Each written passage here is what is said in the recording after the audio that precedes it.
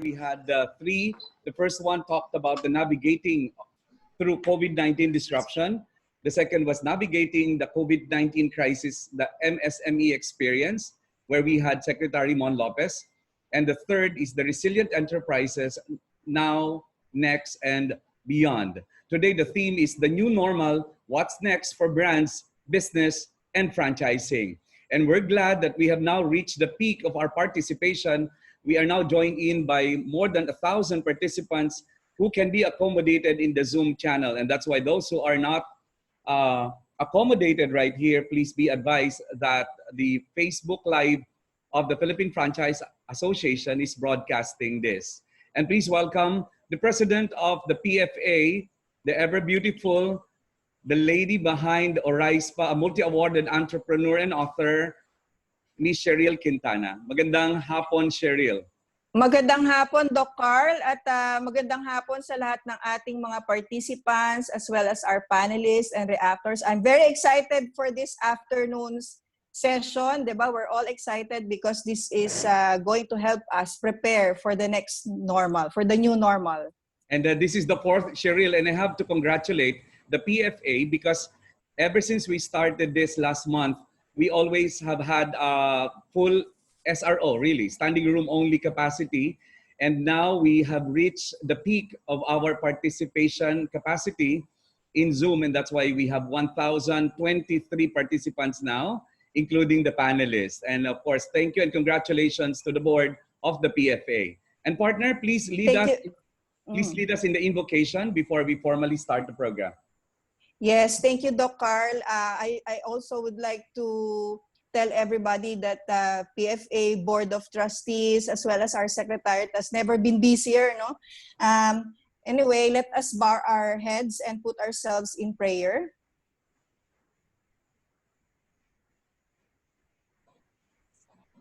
Almighty God and Father, we thank you for gathering us this afternoon in our online forum aimed at guiding the Philippine franchising sector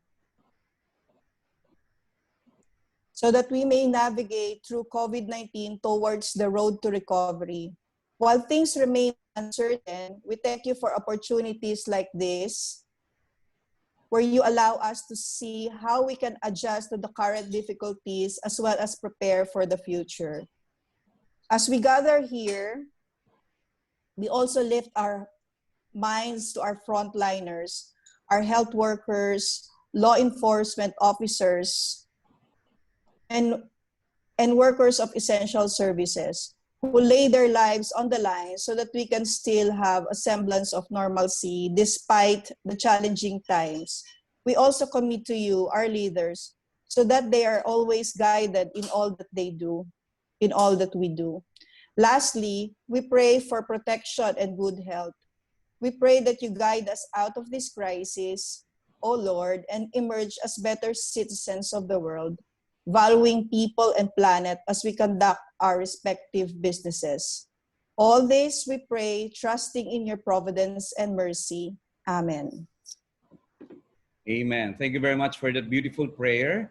And we always start our conference with a prayer. And I'm glad that we're doing that because more than ever, partner Cheryl, I think we should be praying really that things will go back, maybe not to the old normal, but to a new normal.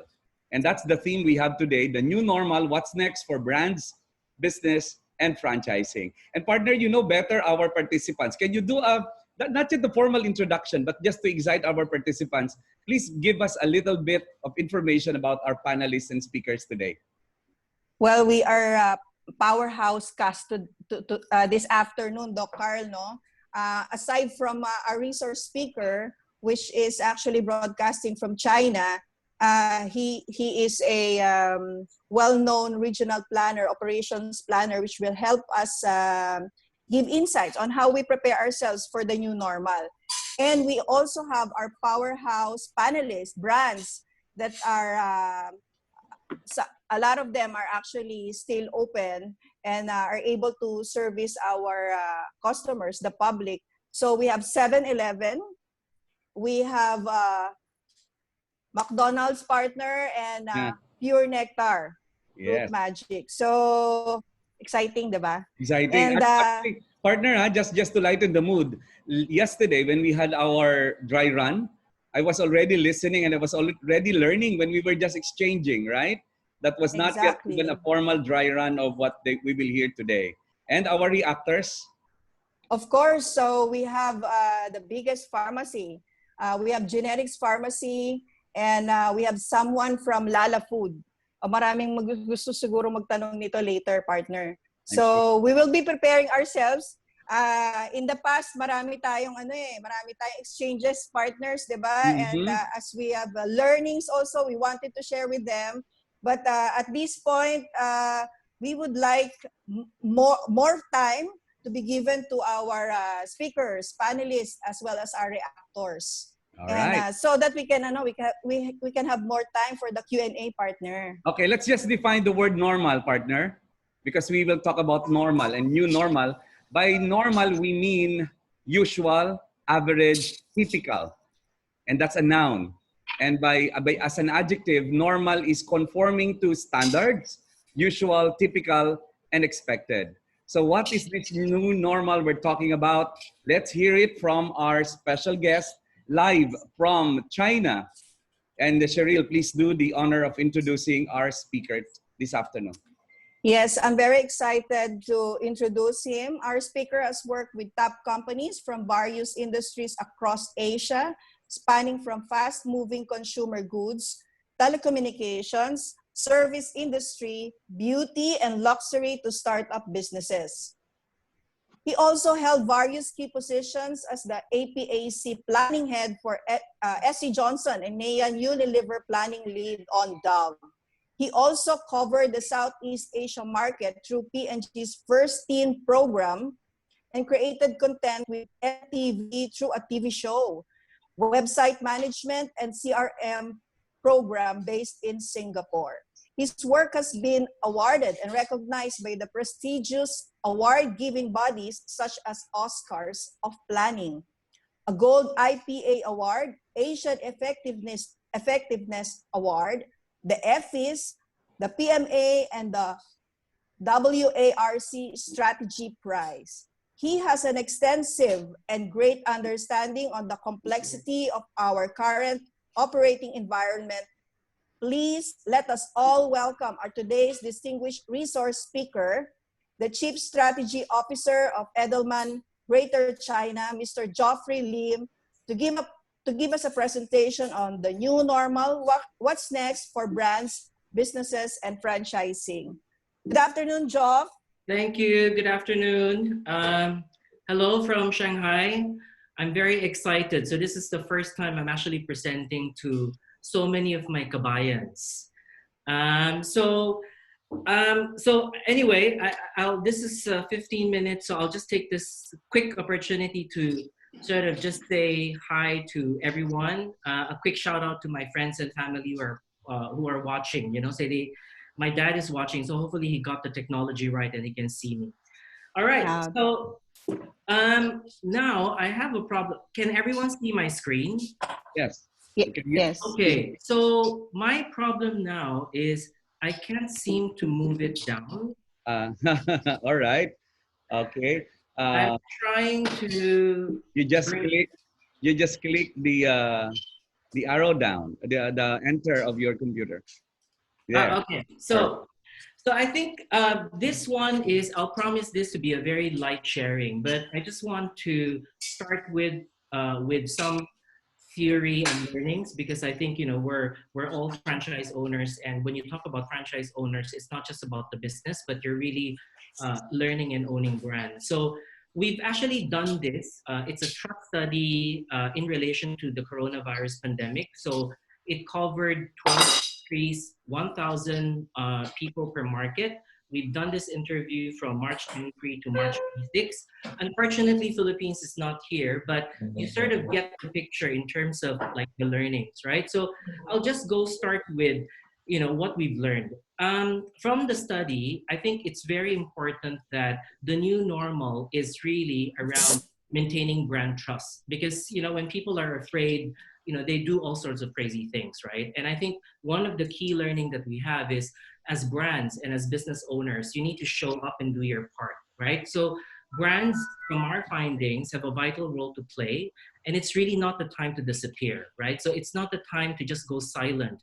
You need to show up and use all your resources that creatively makes a difference. The other thing is, don't act alone. I think there is strength in collaboration, because you can see that because of this pandemic, we are all interconnected. You cannot survive alone. And I think from a business perspective or from a communication perspective, it's really critical and important that you find the right partners, to in terms of like conveying your brand story. And then the third point is, we are a business, and, ultimately we want to sell, but it's also very important for us that in this time of need, we sell, rather we solve and don't sell. This is quite obvious and quite intuitive, but so many people get this wrong, right? And you have so many stories, even the US, where, they have consumer backlash because of just getting this point. It's opportunistic selling versus really making a difference.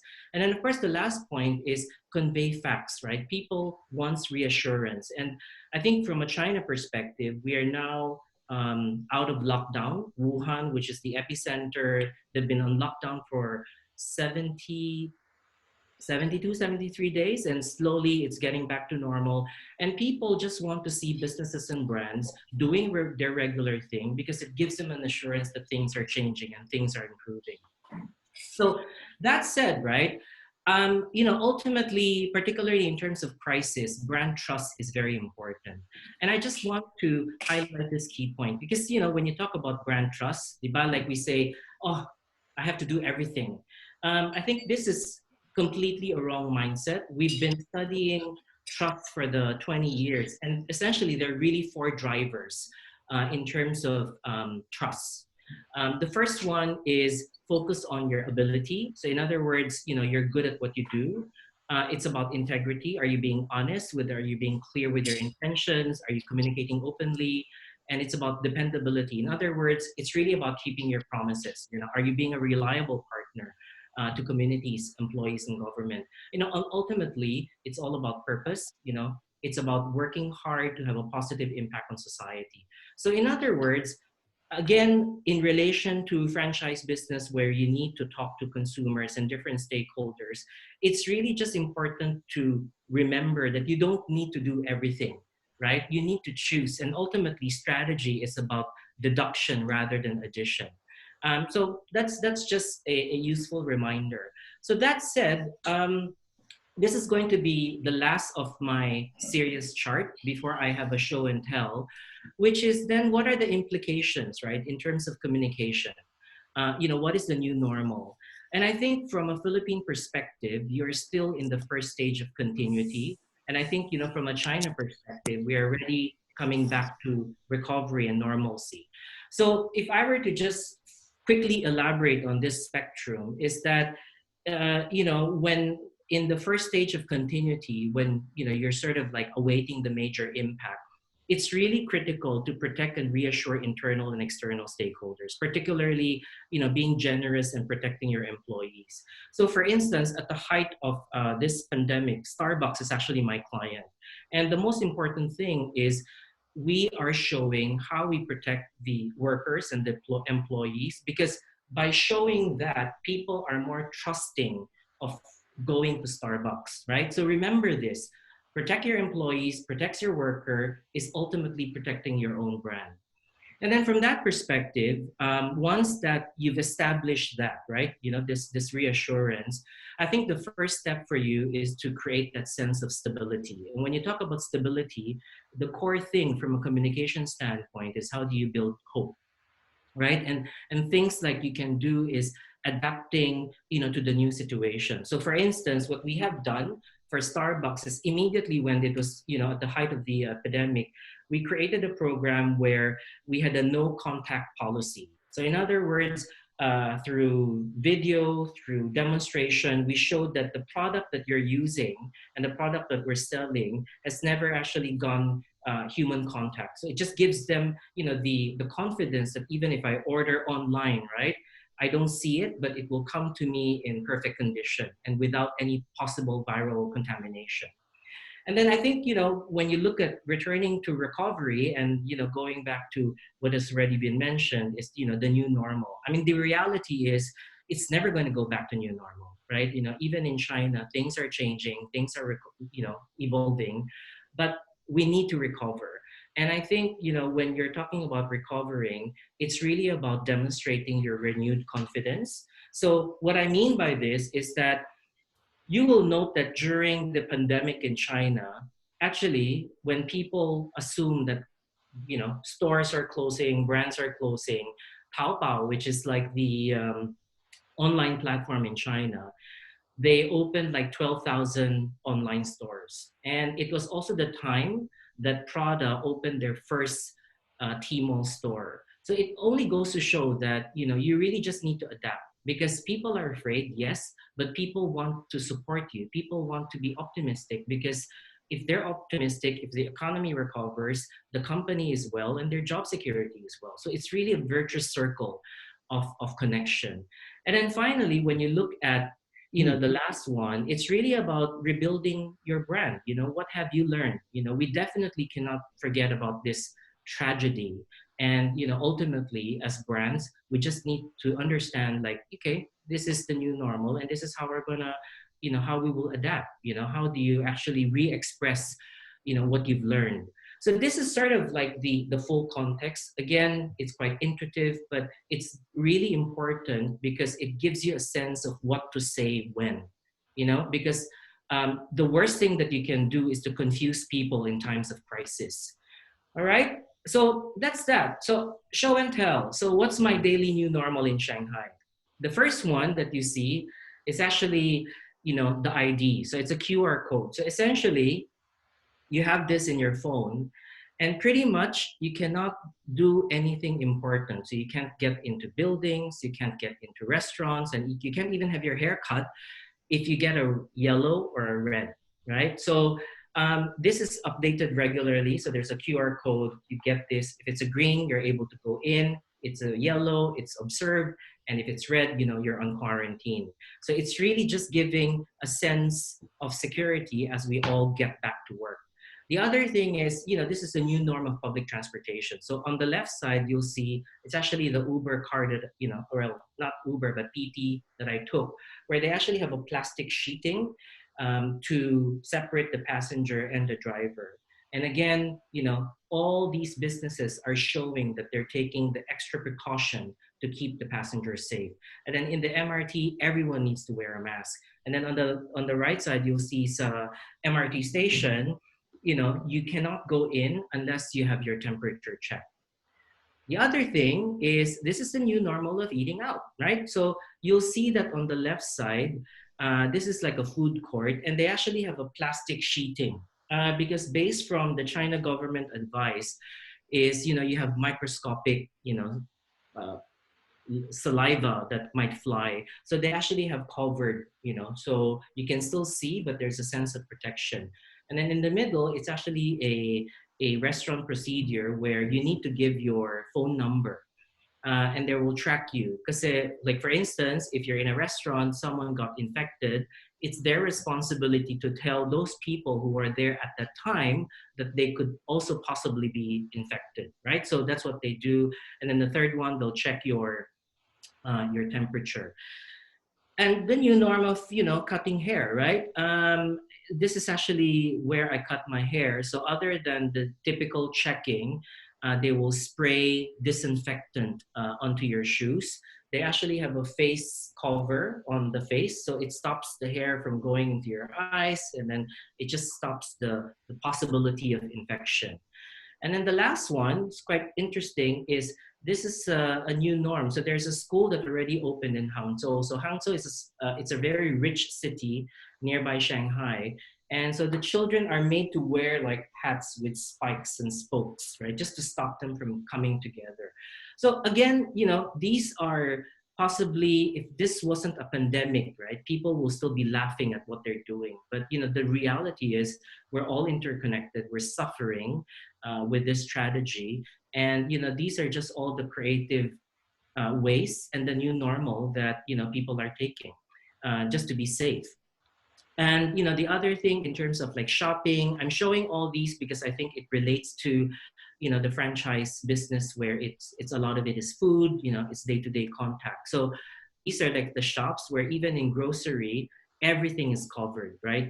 They wrap it in plastic, just to make sure that there's no possible contamination. The other thing also is the new norm of delivery, because before the pandemic, right? This is a KFC delivery who's also my ex client. Is you can go up the building. They freely walk in. Right now, they're only allowed to stay outside, and then even on the right side, each complex or each unit, they already have like a drop off station. So they're no longer allowed to just go in the building. So any delivery, whether that's packaging or whether that's food, that's where they're left off, and then you just have to come down and bring those packaging. I mean, pick up those packaging. So those are, I would say, more of like just a day-to-day thing in terms of what the new normal is, right?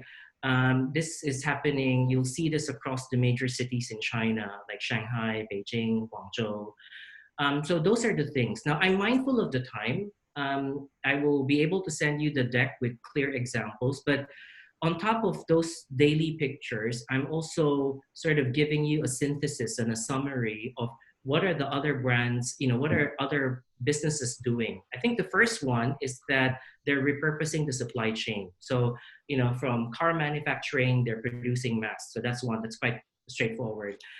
They're also changing the customer experience. So for instance, I would say this is very smart, was Hema, which is really an offline store.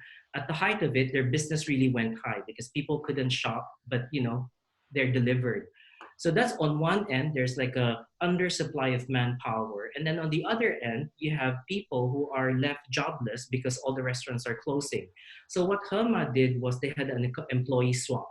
So they got employees from restaurants to work part-time for them. And so it's really a win-win situation. It solved the immediate employee shortage, but at the same time sort of infuse, the workforce with enough income to just sustain a level of normalcy. The other thing is, this is quite obvious. I've seen this in the Philippines because I'm also one of the founding partners of, Philippine Chamber of Commerce, Philippine Shanghai Chamber of Commerce, and we've sent, PPEs and masks to a hospital in Manila. The other thing, which is really generous, is we saw a lot of credit and banks that alleviated financial pressure. So there was like an online bank where they suspended credit rating. So in other words, if you fail to make a payment, they suspended that for I think a few weeks so that it doesn't bring down your credit score. And I also see a lot of restaurant owners where they gave an assurance that their worker will at least be paid for at least the next month or two. So there's a lot of all these things that alleviates the uncertainty, I would say. And then the last two would be building consumer connections. So again, a lot of the things, it's not just about medical and healthcare. You'll see that even for live streaming companies in China, so it's like the Netflix of China. So I'm using Netflix so that you can imagine. So they're buying rights to movies, and then what they do is they buy the rights and then they broadcast it for free. So if there was because when this happened, January, February was the most in-demand season in China. Remember, that was like the most profitable time for restaurants and movies, and that was also the height of the pandemic. So everyone was quarantined. So what they've done is just to recreate the experience in home, right? So there's a lot of generosity, and what happened was, this became like a social activation, and people who were affected, had like great support for the brands. And then the last one is, you can reimagine, their brand positioning. And again, if I look at a lot of brands, right, I'll give you two examples just to end my presentation. Is the first one is there was this very famous bubble shop, bubble tea company.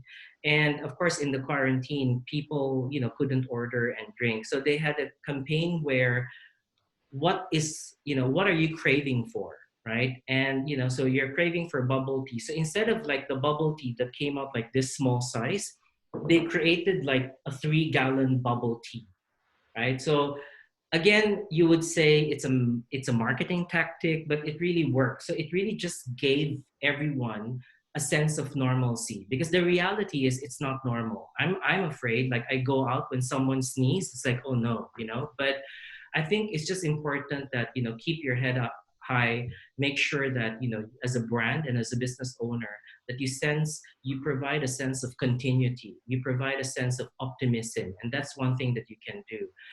The last example would be under reimagined positioning is the fact that, Hema, which is also one of the biggest grocery chain, where they re-celebrated Chinese New Year. So in other words, because of the pandemic, everyone couldn't celebrate Chinese New Year in January. So what they did was they recreated like re-celebrate Chinese New Year in May, right? And again, it was good. It's a great traffic driver, but at the same time, it also gave a sense of normalcy, and it gave consumers a sense of getting back something that they've lost.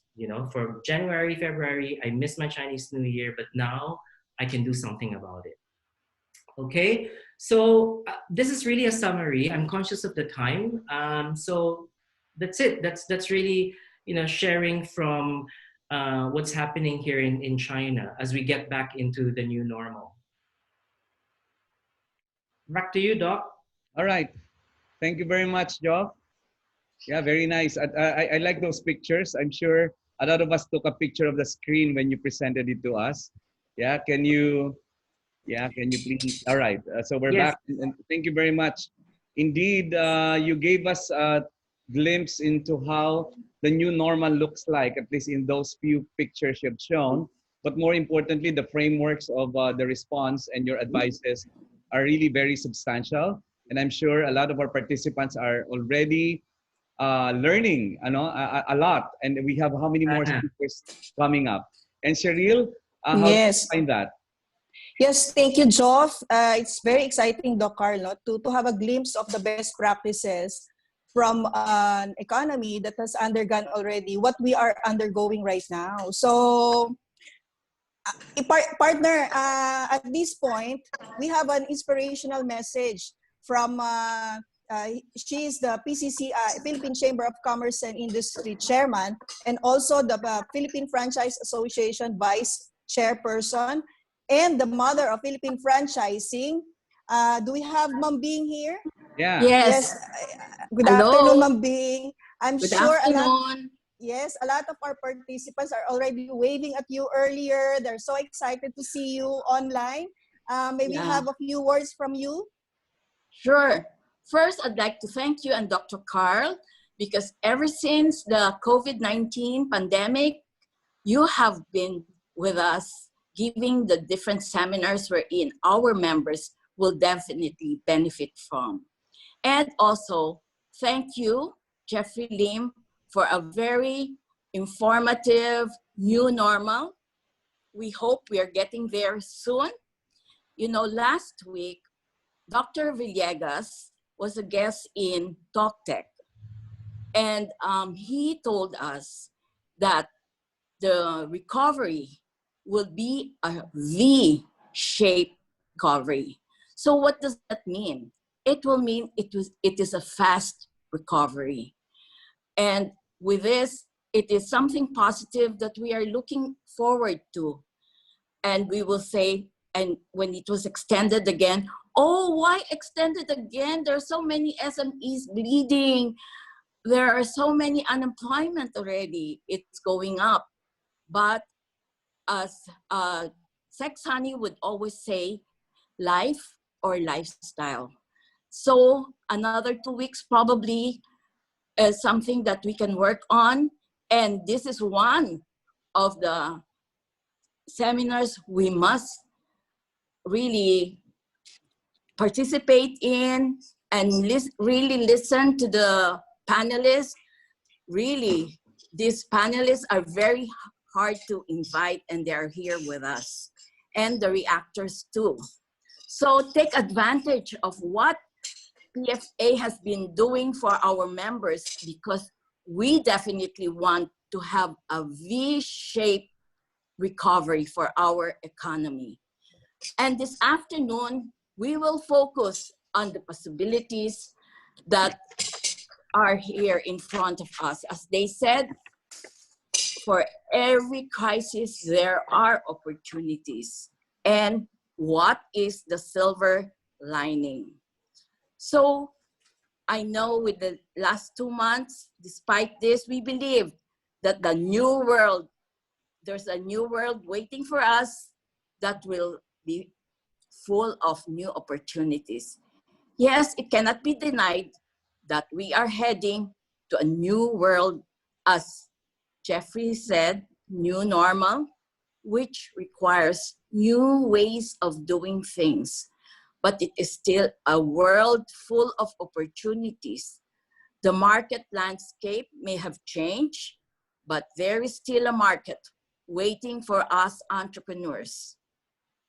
It will definitely be an exciting and informative afternoon ahead of us.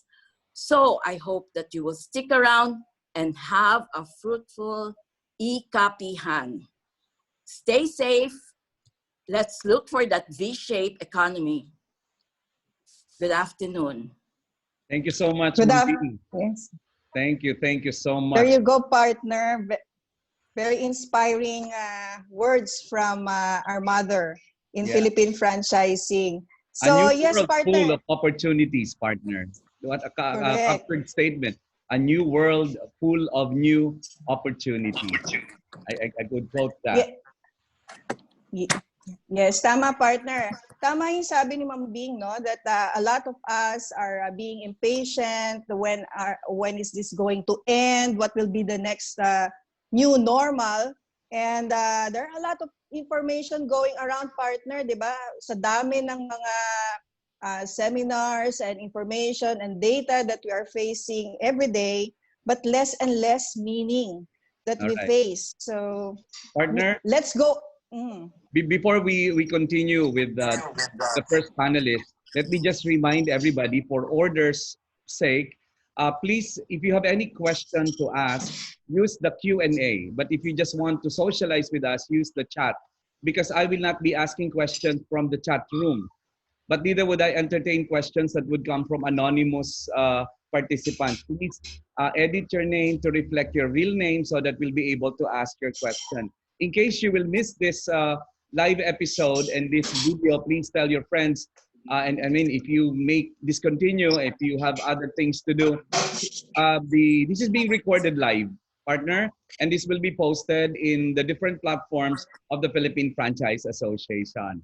And you know, partner, we need convenient nourishment for a happier and healthier body, mind, and soul. Do you agree?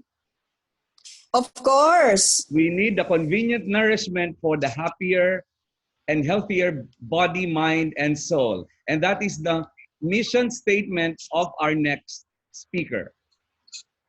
Correct. That's what I miss with your partner kasi talagang you are a very strict educator, no? Always reminding our participants on how we can get the best out of this. So sabi nga, we really have, we're very lucky this afternoon because we have a powerhouse set of speakers. And let us start with our first panelist who holds a medical degree but choose entrepreneurship as his vocation.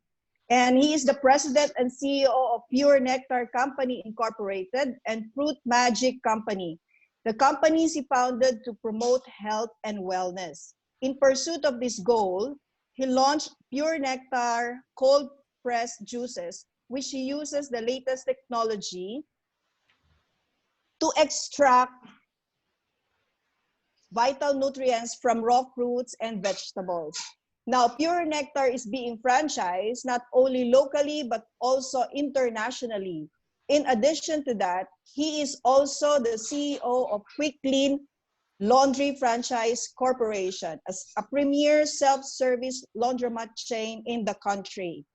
Our panelist has been a member of the Board of Trustees of the Philippine Franchise Association for several years, holding various positions through the years. I'm learning a lot from him from the past years. He was president of PFA and was the association's immediate past chairman. Currently, he is the PFA's chair of the Council of Past Presidents and the PFA Board of Directors for Education. May we now call on our mentor. Let's give our warmest welcome to Dr. Alan Escalona. Hi, Doc. Good afternoon. Hi, Cheryl. Thank you very much for the wonderful introduction. So, good afternoon, listeners. No, so thank you, board, and all our members, all the franchisors, all the franchisees who are listening today. Thank you for giving us the privilege on sharing our insights. Well, COVID crisis is really unprecedented. No? Everybody was caught off guard. No amount of preparation would have been enough since we didn't know what to expect. It has all left us very confused. We all struggle because data and information change from time to time, and answers and reactions differ from day to day. So this brings uncertainty to our future, changes in how consumers behave, and it is now time for franchisors like me, franchisees, family-run businesses, business owners to think, strategize fast, and manage the crisis. You know, I just like to mention that the bayanihan spirit of the Filipinos will really play a very important role during these times. Bayanihan is an age-old trait, so I think we really have to do it now. Then, let me also inject an old proverb in Tagalog. Ang sino man hindi marunong lumingon sa pinanggalingan ay hindi makakarating sa pinaroroonan. That's why the first step that we did was take care of our employees, our customers, then eventually also our suppliers. So I created a cycle, a circle wherein sino man dapat asikasuhin muna dito. So I felt that the small company that we have, let's take care of our neighborhood first.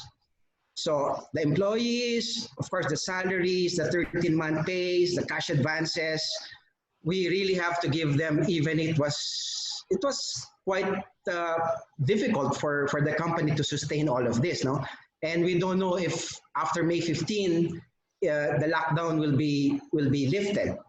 Then the customers, we had to inform them. We had to tell them that, hey, we are still here, we're still alive, we're still going to serve you. And then you can also purchase your products from within our company to your home. Then of course the suppliers. No?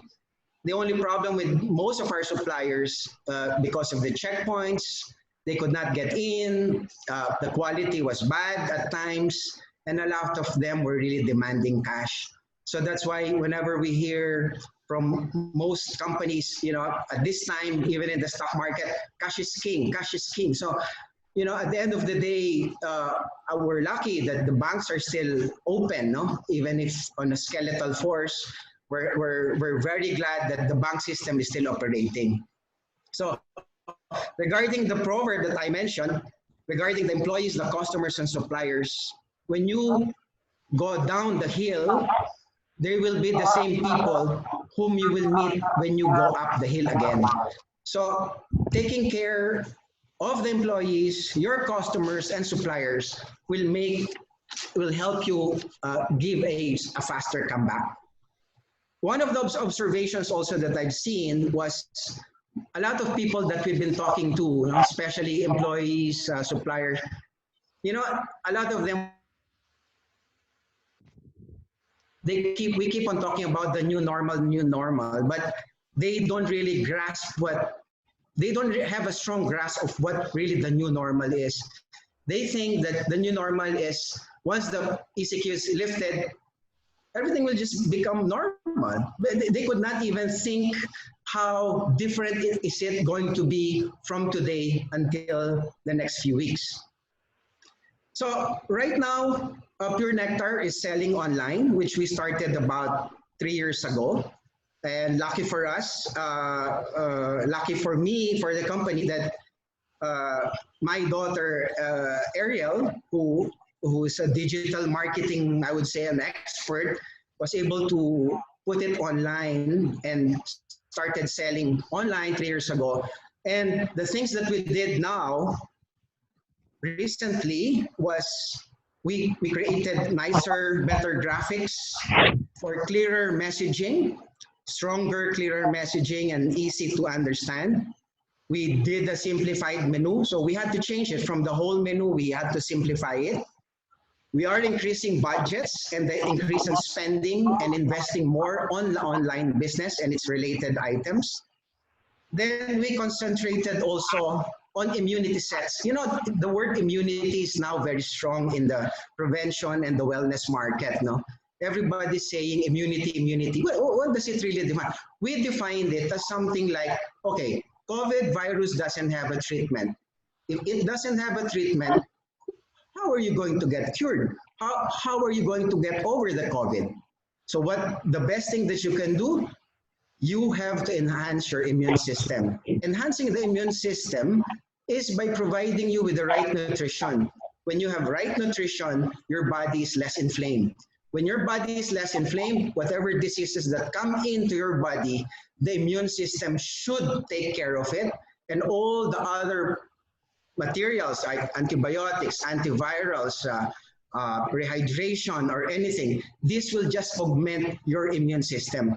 So what in our company, we felt that we will continue strongly on the prevention and wellness by making the body of the customers less inflamed.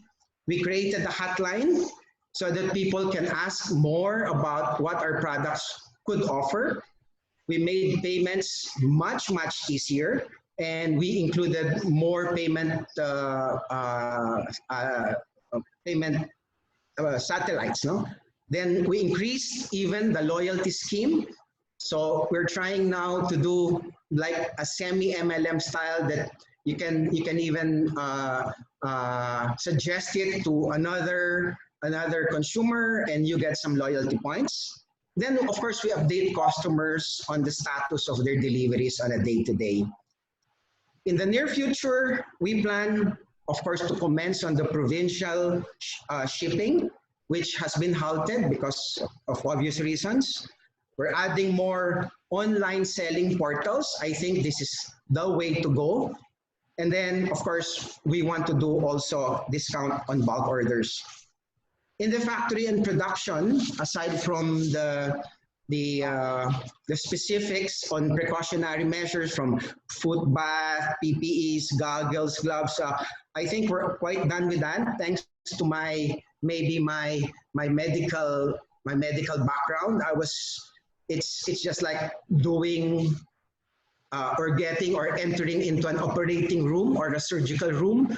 We were trained to do that, so we're trying to adopt something similar to that. Our workers just work within the proximity of our plants, walking distance as much as possible, so that we don't spend too much on the vehicles bringing them to work.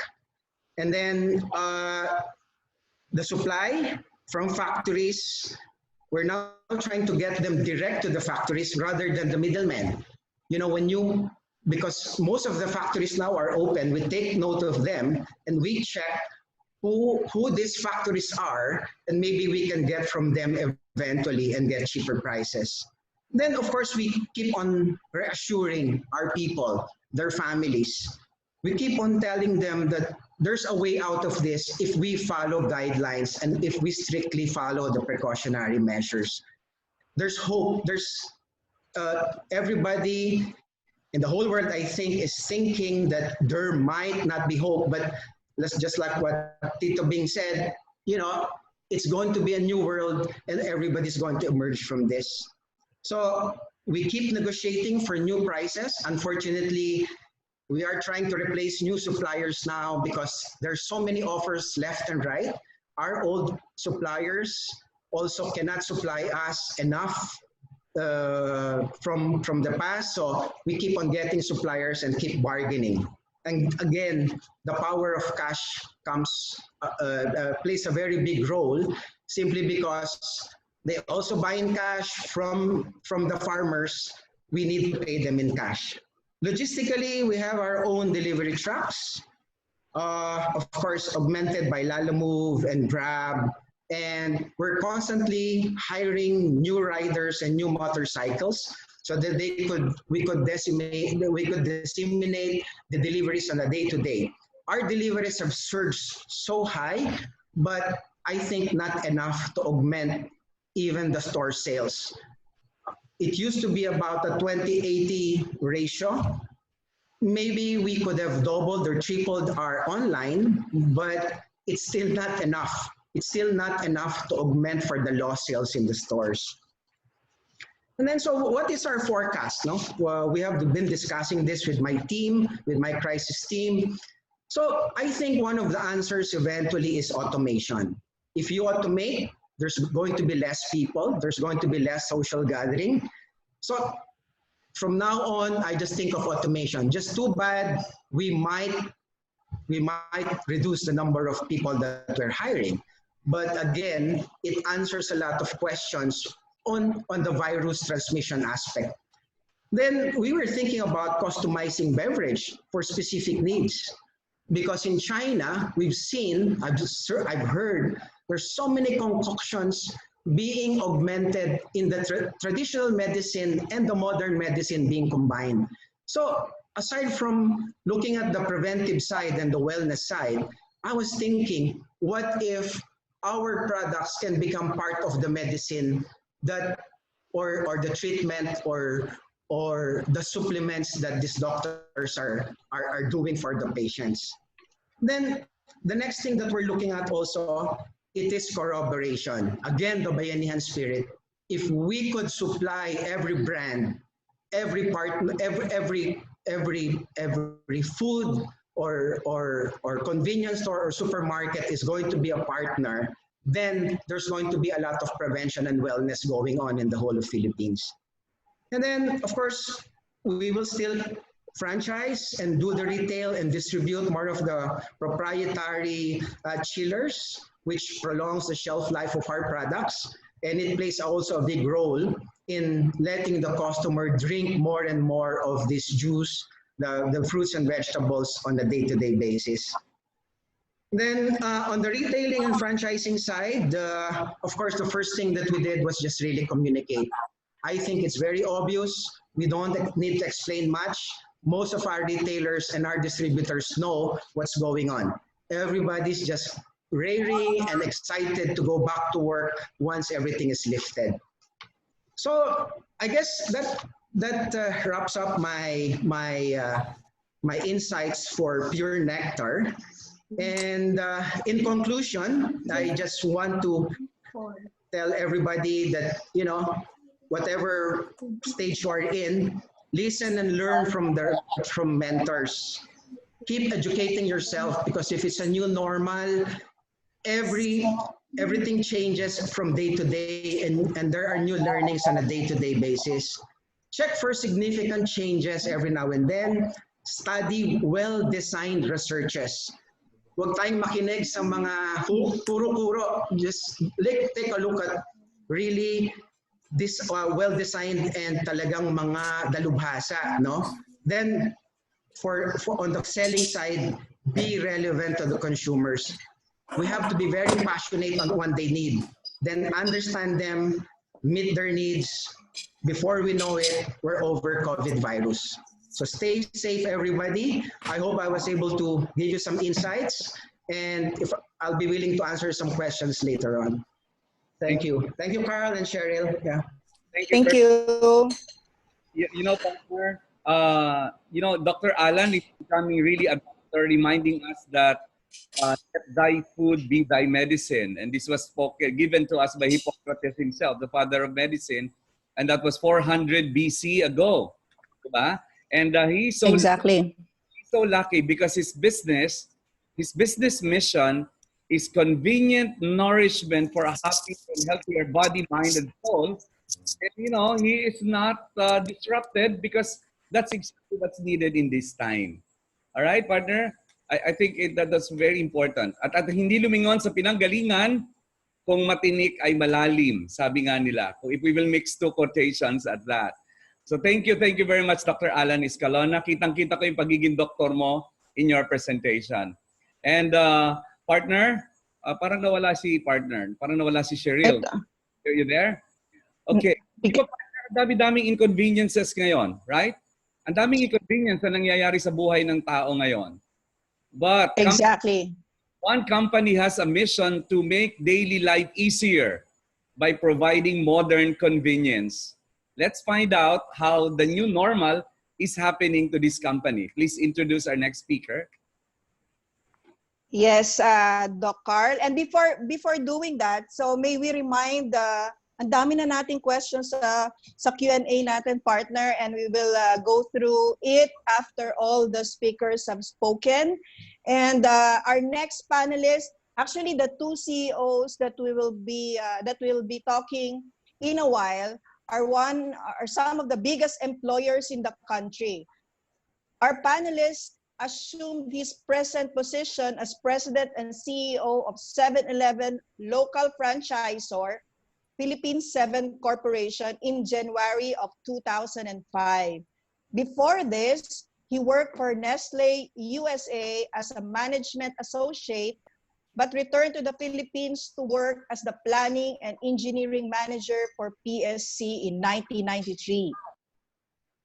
Prior to his appointment as PSC president, he was general manager, president, and CEO of the company's logistics subsidiary, Convenience Distribution Incorporated.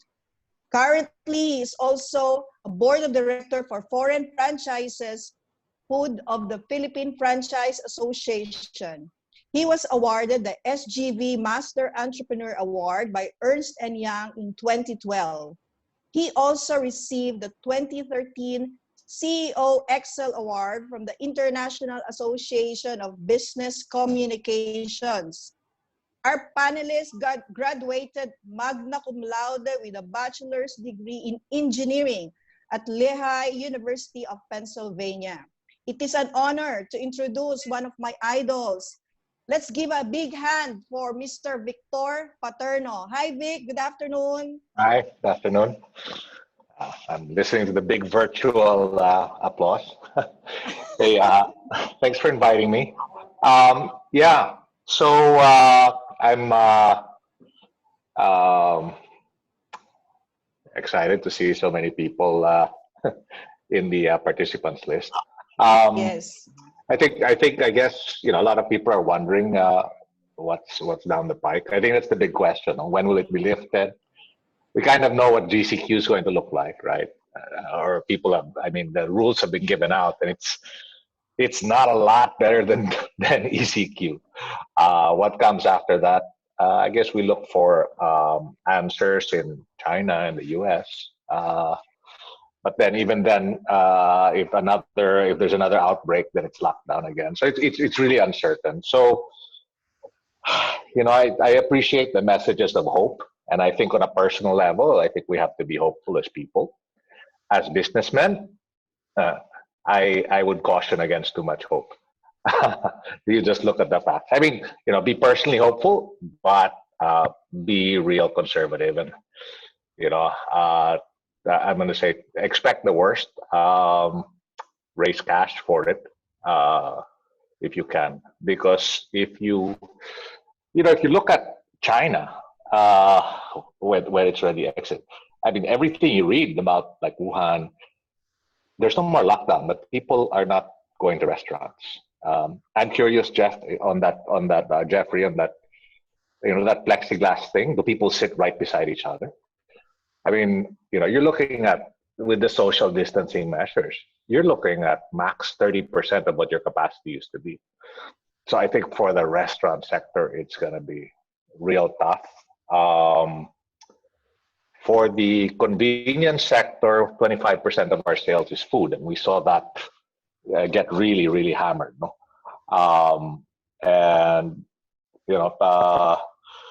We're an essential business, but we still had trouble getting people to man the stores because of the public transport problem, for one. So right now, 22% of stores are closed, although now it's mostly because of low sales. And 10% are open 24 hours and 68% are open during curfew hours. So that's not the outline of a profitable business. I mean, if you have 30% of your stores closed, which we did when this thing broke out more, you can't make money. If you're going to pay rent, you can't make money. We had a particular complication, but because we're not used to closing, right? So our stores many of them didn't have locks. So we're like, what are we gonna do? So we had to install locks and things like that. Anyway, so I guess I'm going to sound like a less hopeful note business-wise.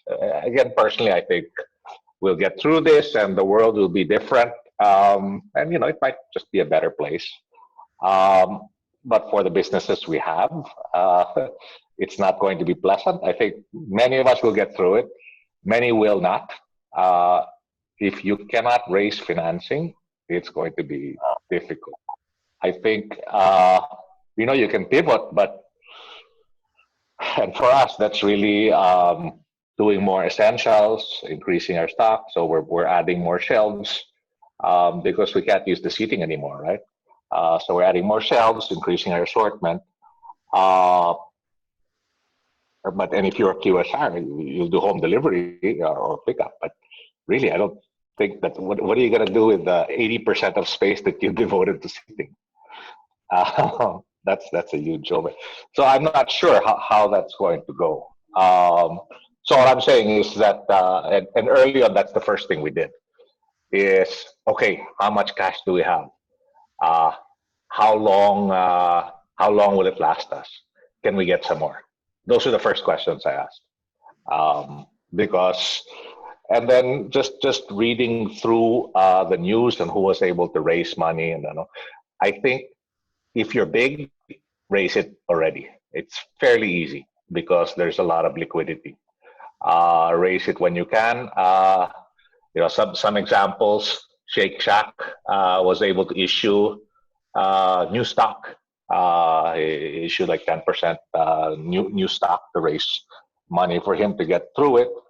And then AMC Movie Theaters issued a $500 million bond. I mean, if a movie theater can issue a bond, anybody can issue a bond, right? So yeah, there's money, but it's probably better to get it now than later. If you are small, it might be harder. If you're not listed, it might be harder.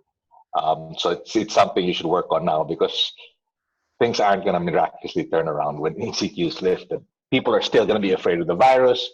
You will still have social distancing concerns. Again, read the reports coming out of China. We also have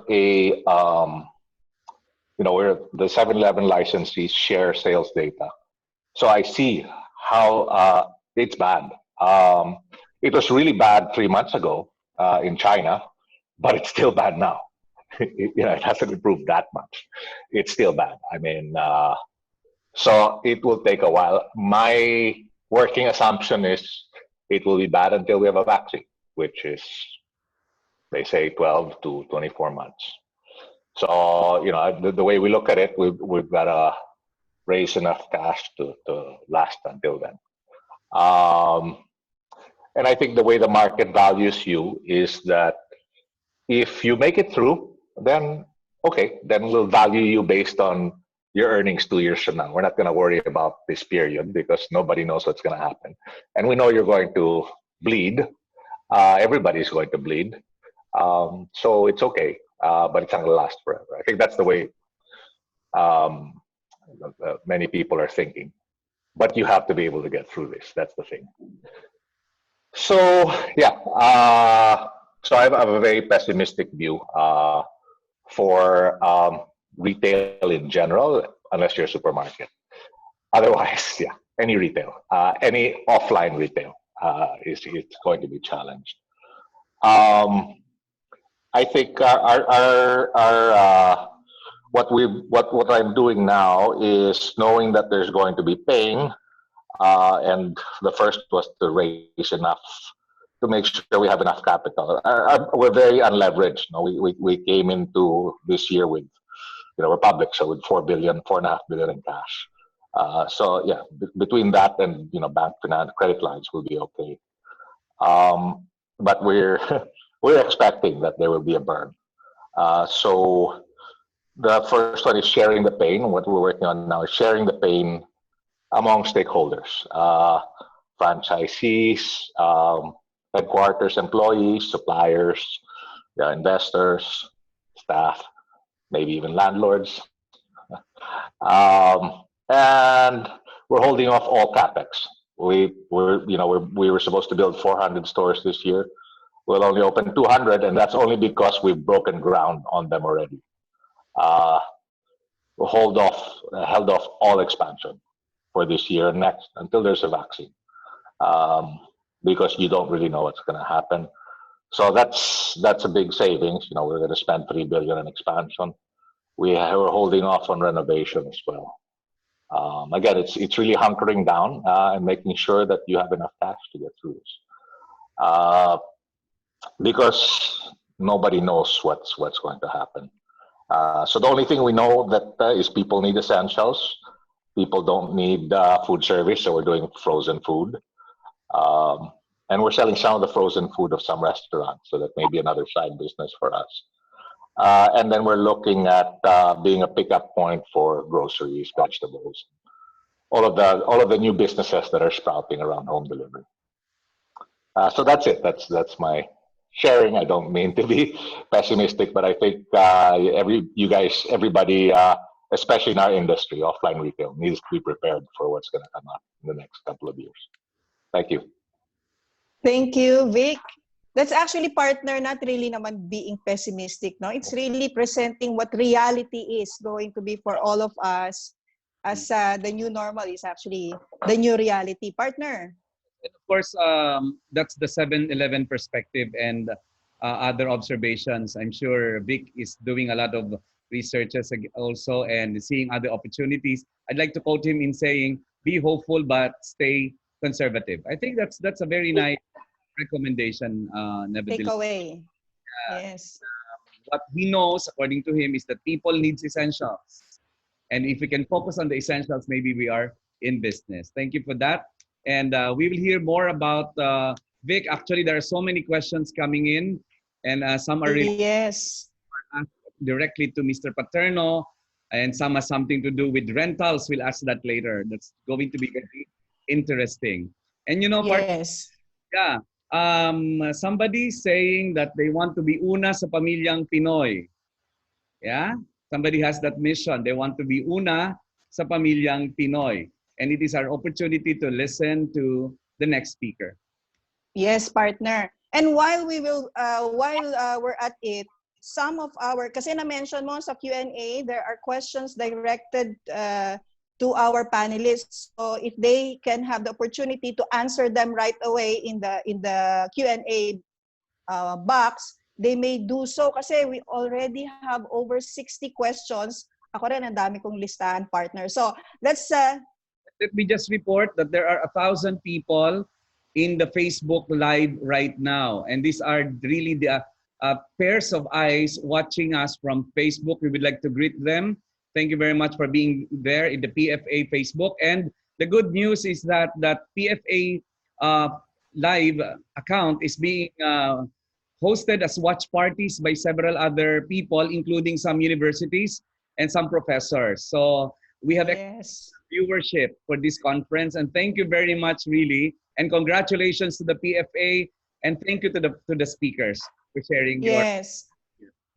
Partner, ang dami nating viewers from Brisbane, Sydney, Lima, Peru, and as well as in Qatar, in Middle East.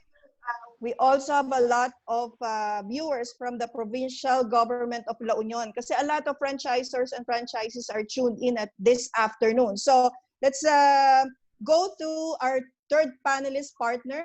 Our next panelist is the current president and CEO of Golden Arches Development Corporation, popularly known as McDonald's Philippines. Sino ba ang may hindi kakilala dito, no?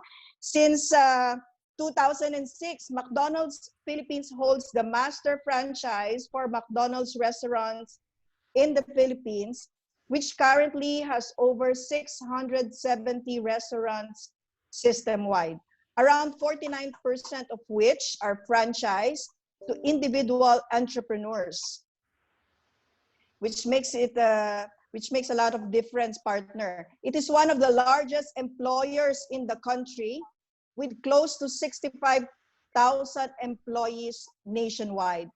Let us please all welcome Mr. Kenneth Yang, President and CEO of McDonald's Philippines. Good afternoon, Kenneth. Good afternoon, Cheryl and Dr. Carl and everyone in this call. Since it's an e-kapihan, kape muna tayo. Tama, kape. Okay. Well, I was really looking forward to the sharing and exchange today. And a shout out again to all the viewers or listeners out there, especially to my family. Marami yan. Siguro sila yung nagparami ng audience natin today. And I also want to take the opportunity to greet and give my well wishes to Chairman Sammy Lim. I hear he has recovered from COVID, so that's fantastic news. So I hope you continue to be well, Chairman Sammy. Okay, so McDonald's it's in the same boat as everyone else. Whether you're small, medium, or big enterprise, no question it has impacted us significantly. But I remain hopeful, and thank you to Victor for grounding us. No, but I remain hopeful, and I know this is temporary. And as a long-term business, I think that's critical. We should look at our businesses as long-term. We will survive. And what's needed is a positive can-do attitude and resilience. So these are the traits that I believe we should have and our organizations should have, especially now. So it was very evident, no, that when the crisis hit, no, we had to prioritize. We had to prioritize the things we would focus on. So for us, it was three things: our people, brand, and the business. So for people, this actually refers to all our stakeholders and our customers. So our stakeholders are our employees, of course, our shareholders, our franchisees, and our suppliers. And what we did was, of course, we had to make sure that our employees continued to, survive, especially if they didn't have work, because 50%, about 50% of our restaurants are closed, and all of our people are not working in the office but working from home now. And so it was important for us to continue to paying salaries and also giving financial assistance. In fact, we even paid our crew and managers who work in the store because it was very difficult. We paid them premiums. We also established an online McDonald's Open University. So we made use of technology like what we're using now to help our people, especially those who are working from home. They have a lot of time now. So helping them to continue with their learning and development. So while they are home. So we use this, another technology to do that.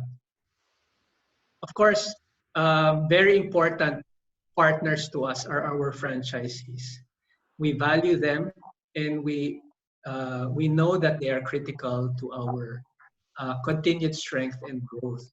So we also assisted them. We also assisted our franchisees by waiving and deferring some of their fees and obligations. And lastly, of course, we had to make sure we continue to give back to the communities in which we operate. So we actually established McDonald's Kindness Kitchens. And I think by today we would have, or soon, we would have served over 200,000 meals to the frontliners and also to the marginalized sectors of our society. This is actually a project of Ronald McDonald House Charities, which is the charity of choice for McDonald's. So the first one was people, and the second one is brand. So I think Jeffrey already spoke a lot about brand trust. So it's really critical. Communicate and reach out to your customers as much as you can. So in our particular case, while we have reduced or actually eliminated maybe TV advertising for the moment, we continue to reach out to our customers using social media or social media platforms. And I think what's even more important, because we are a restaurant, is to uphold and even increase our standards. For us, we prioritize people and food safety. And this means we needed to ensure the highest levels of sanitation and disinfection.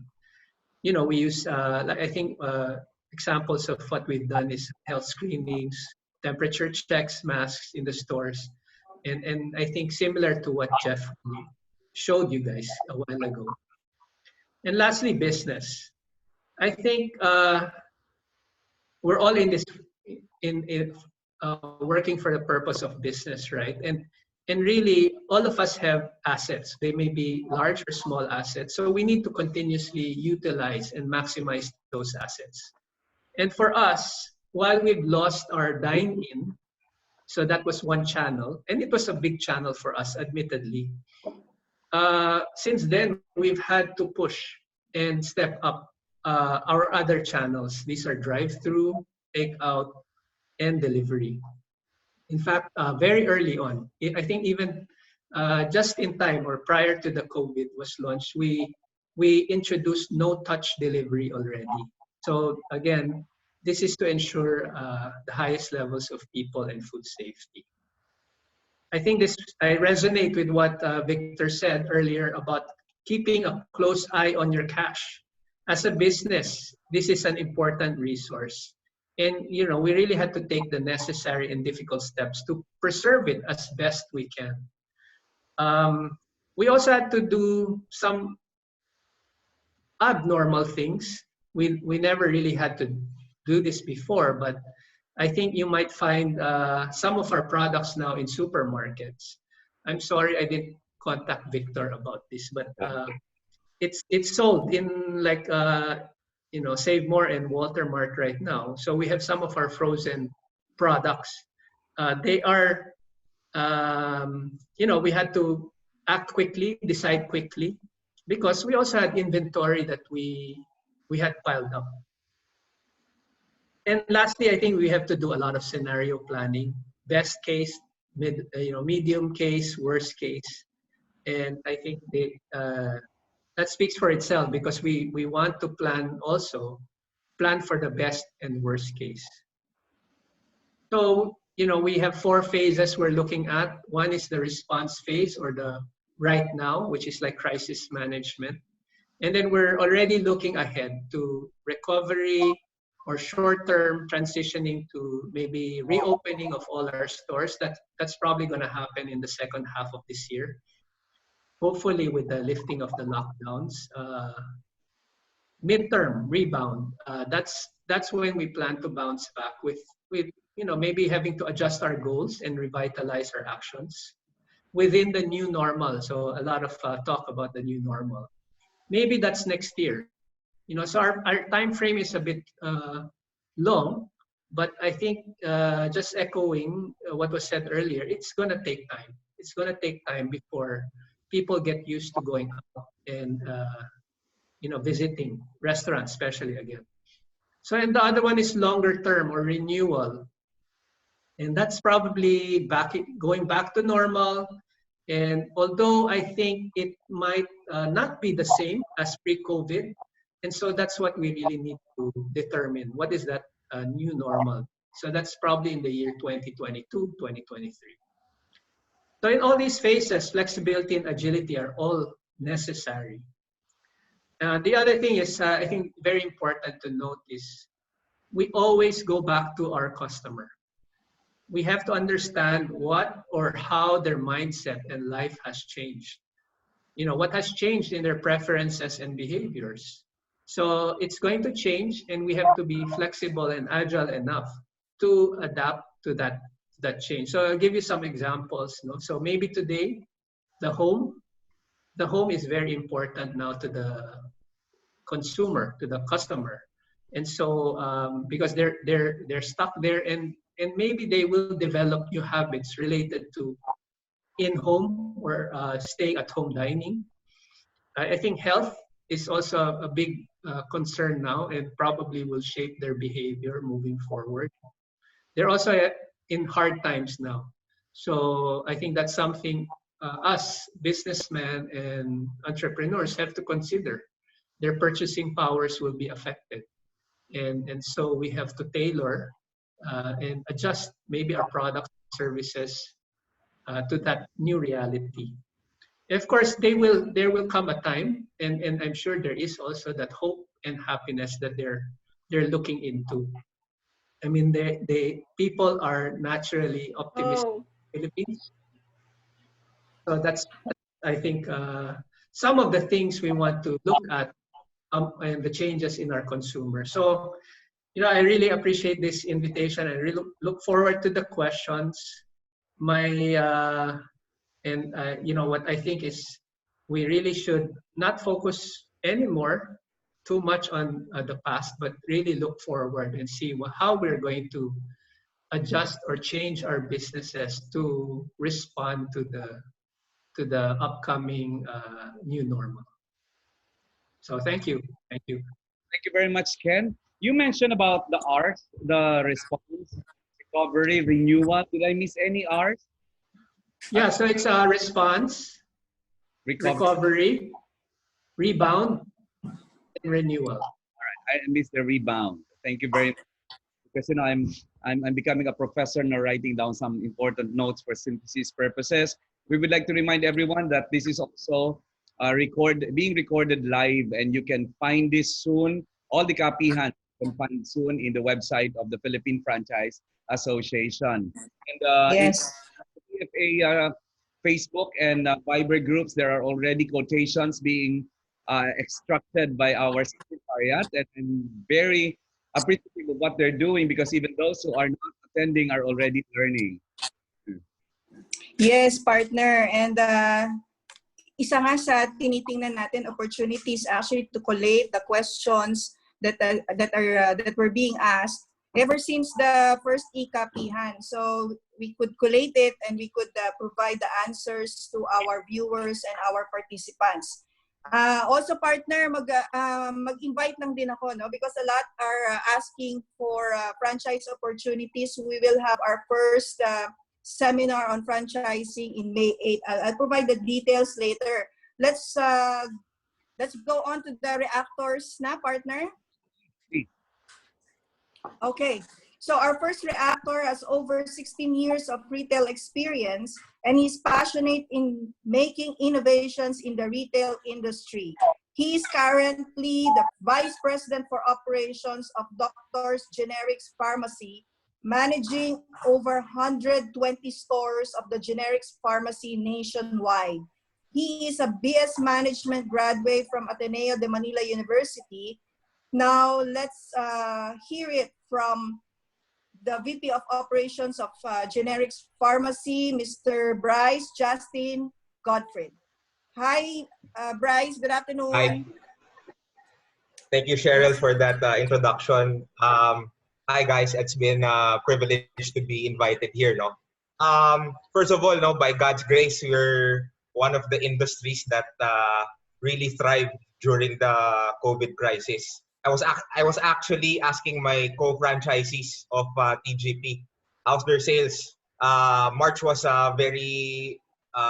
it was an unprecedented high, no? It was the highest sales that we have tallied in the past 12 years of our existence. And again, no, we were but at the same time, no, there were also a lot of missed opportunities during this crisis. I would like to summarize my insights with 5 points. If Sir Kenneth had Rs. I have Ps. I have 5 Ps in my insights. No, first, product. As I've said, no, we've seen an unprecedented spike in our sales, and it has been because of certain OTC categories, no, especially in the multivitamins category, galenicals such as alcohols. But at the same time, I mentioned that there were also a lot of missed opportunities because there were a lot of mainstream suppliers that could not cope up with the demand. So this being said, I believe that moving forward, our trend is still on an upward scale, no? So with the mainstream suppliers not able to cope up with the demand, this opens up the opportunity for a lot of SME suppliers that can come in. We've noticed also that our customers have been agnostic in terms of brand. So what is available, that's being purchased. So I think really there will be a lot of opportunities for suppliers to come in, especially in the retail pharma category. Also in terms of product, if I may borrow Sir Kenneth's term, no, in McDonald's, everybody was upsizing. Um, in TGP historically, we have a very small basket value or transaction value. We've seen the spike 5 times, even 10 times in our customers, no, in terms of basket value because everybody is storing up their supply of vitamins, alcohols, and all those necessary medicines, no. So with this, I want to connect. I want to connect it to my second P, no, process. Um, a lot of people, a lot of our customers have been asking us to deliver their products. This has been a problem for us during the ECQ because of our limited logistic capacity. We've been talking to a lot of logistics providers, no, so that we can tie up with them in terms of servicing our customers. We have around 10 to 15% senior citizen customers, and these customers are very susceptible, no, to the virus. That's why they fear, no, they don't want to go out of their house. Therefore, we really need to service these people, no. So we really need a very strong logistics backbone to support our customer needs. And I think we cannot do this on our own. We really need third-party providers to service us. So my third point is payment. So with the influx of deliveries, no, of course we deal a lot with cash transactions. Ever since we opened our stores, it was always 99% cash. We have certain credit card facilities, but only in like a handful of stores. But now we've seen the shift from cash transactions to customers requesting for bank transfers or other forms of tenders. I've been working closely with the people of Paymaya past few weeks to come up with a solution to this problem. We're looking at QR, online credit card facilities, and email invoicing to solve this problem. So we're also setting up a hotline, no, so that our customers can call us directly, and we want also to set up our own online platform for ordering. So all these, no, are needed infrastructure so that we can serve our customers outside our stores. Speaking of serving our customers outside our stores, because of the radical shift of behavior of our consumers, this needs to have a policy change. That's my fourth P. policy. Government regulatory offices need to, I think, change the way they would do policies, especially for retail pharmacies, because we are a sector that is very heavily regulated. An example of this is e-prescriptions, because we cannot serve prescription drugs online. That is a policy right now. So we need to rethink on how we can serve our customers. No. Also the possibility of using our license to operate to accommodate mobile drugstores to serve the community. Actually, we did a dry run of this in one of the condominiums in Mandaluyong. It's a very dense condo unit. We were very happy with the result, because imagine within one day of activity, we're able to produce a month's worth of sales. So I think the clamor for goods being directly delivered to our consumers is very high. No, that's why I think the policymakers should look into this also. So my last people, um, as the other panelists have mentioned already, no, we also have been changing our protocols in store, so that our frontliners will also feel protected while working in store.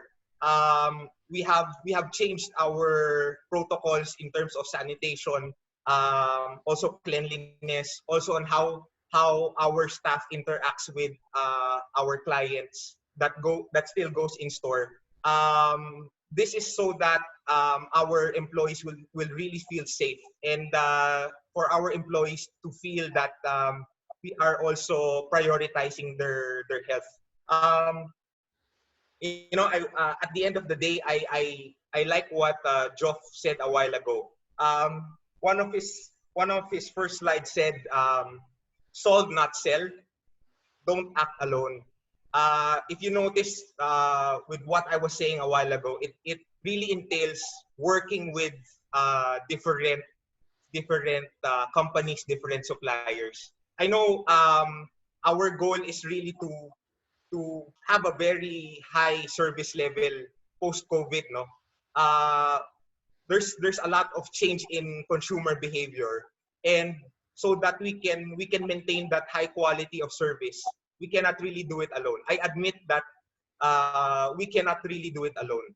That's why we need the help of a lot of companies out there who could fill in the gaps of and work with us in servicing our clients.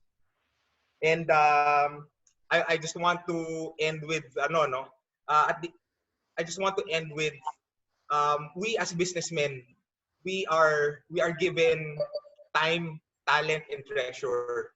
Uh, Ultimately, it's God who supplies us with this. No, so I think we need to use these three things that is given to us to make a difference in our society. And I think I'm really hopeful, no, of what will happen in the future, because for me, I'm very optimistic person.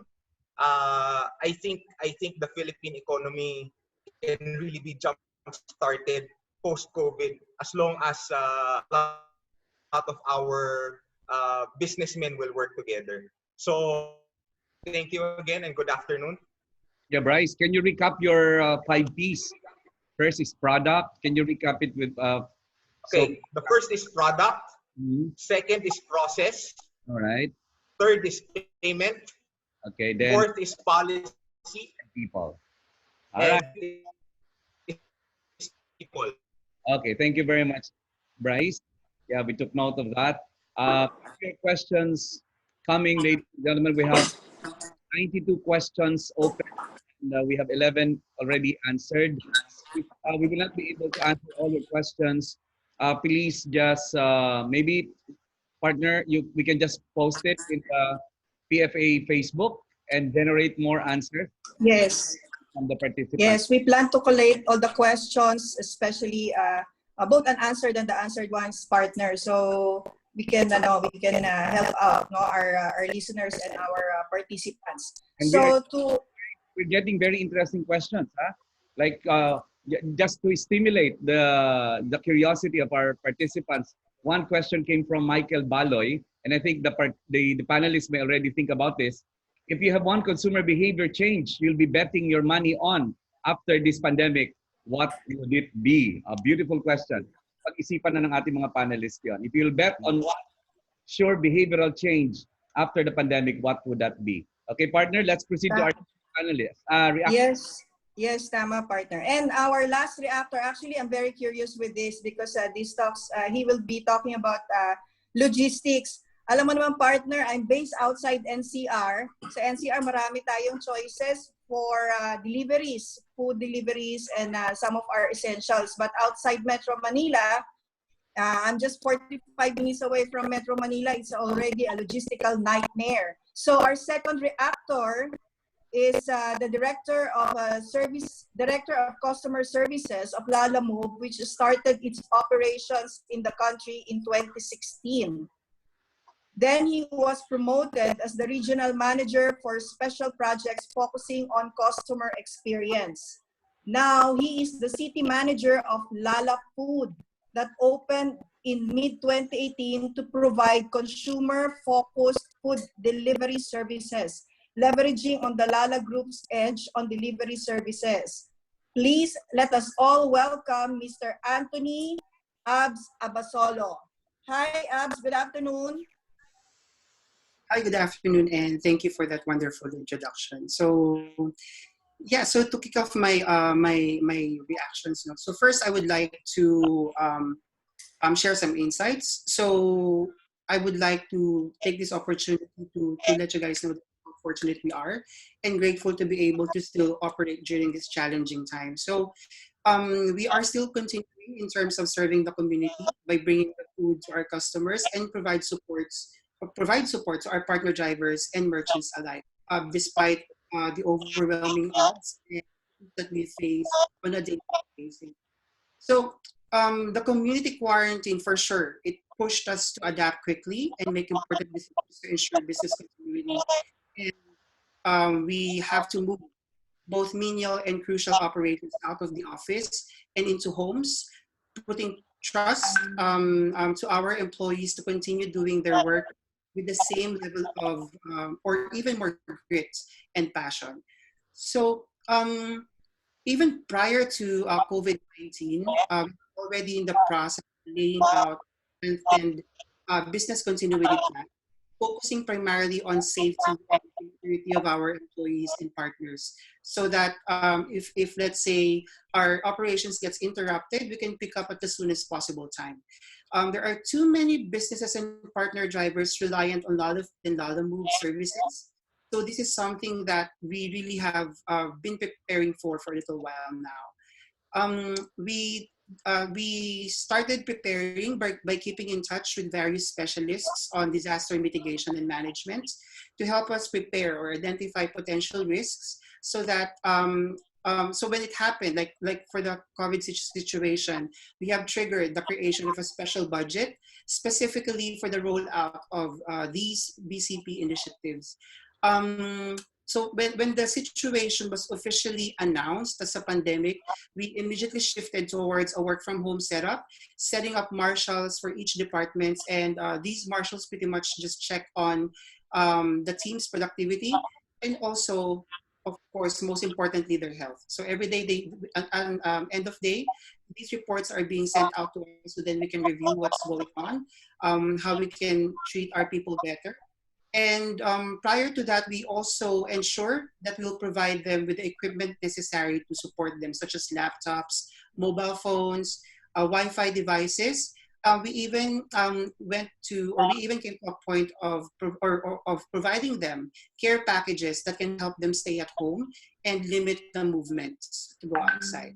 So in relation to our suppliers, most of our interactions were moved online. So we exchanged pretty much ideas on how we can move forward. And one of the things that actually materialized is changing the timeline, fulfillment, and collection process all going online. It would have been easier for us to just throw the towel, but Lalaf would just chose to be there so that we can show our people that we care. Because when even before the COVID situation, our employees were pretty much there. They're providing stellar services to our customer and partners, and I think this is one of the ways that we can actually give back to them. So it was never an option for us to stop delivering. It is our job to see this through and did our best to find ways to work around and address all the challenges that came along with it. So in terms of being a logistics tech company, shifting to a fully digital process was easy. I think this challenge for us were the driver onboarding processes, because usually it's in a classroom setup and it's on a face-to-face setup as well. So what we did is that we shifted this towards virtual onboarding, just so we can ensure that there's a continued growth of supply to try to keep up with the fast-growing demand during the pandemic. And that's so we can deliver more of the essentials to our end customer. Another challenge that we addressed also were pretty much coordinating with our partner merchants, because they have different operating hours. So we have to add an additional layer of team that actually calls these merchants manually and get their operating hours, operating days, so we can update our Right. You're breaking out, Anthony. Yeah. Yeah. Oh, sorry. Is this better? Let's continue. Okay. So the delivery experience, delivery services right now, we have experienced a huge increase in demand because of the ECQ. That is for sure, no doubt. Organically, our downloads and usage have grown from the moment the ECQ started. Also, the interest in going cashless increased. So we've been getting a lot of requests or inquiries to make the to add a cashless option for us, because right now we're just accepting cash, but we're working towards cashless right now so that we can also serve the market with it. In terms of the forecast, I think with the anxiety left over by the cases we had during this pandemic, there will be a continuous increase in terms of brands exploring online transactions or moving the business online. Those who were not offering online transactions before, and I see this because I've gotten a lot more, a lot of requests from interested merchants to partner with us so they can get more customers online. All right. Okay. Yeah, one of the questions that I'll ask Anthony later is experience a surge in service and differentiation of their service with other providers. I would like to address that question later. You know why our participants are so lucky? They're so lucky. Imagine if you post a question in the Q&A, I've seen that there were some questions that were asked directly by no less than Vic and Vic is, who else? And Jake and Joffrey. Imagine getting direct answers from our speakers, no? And Michael now, I'm sure. I mean, getting the direct wisdom of our speakers, amazing, and answering the questions. But I will have chosen some of these questions and I will ask it publicly so that others will benefit as well. Because in this platform, you cannot see the questions raised by a particular speaker. And we would like to remind everybody and to make this disclaimer that the perspective of our speakers, panelists, and reactors not of the Philippine Franchise Association. These are their personal views and personal opinion on the matter. Okay, partner?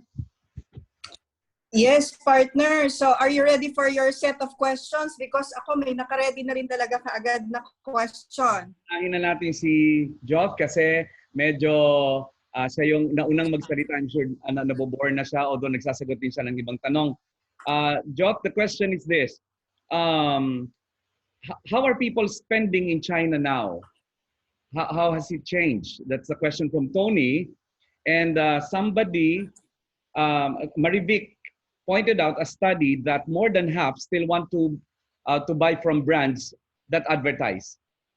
Okay, and the question is related to the first question. How do you contextualize why the why message in the current environment?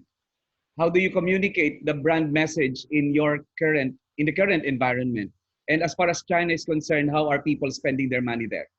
Okay, so I think, overall, I do think that I'm cautiously optimistic, at least with what I'm seeing here. And, I want to go back to what Kenneth mentioned, where, I think the first thing is this is not the time to go silent, because we have 10-year study to show that, when you go silent, you lose equity. So on that point, I can see that, for China, what I'm seeing, and this is the trend that we're seeing, is, what I call the lipstick effect.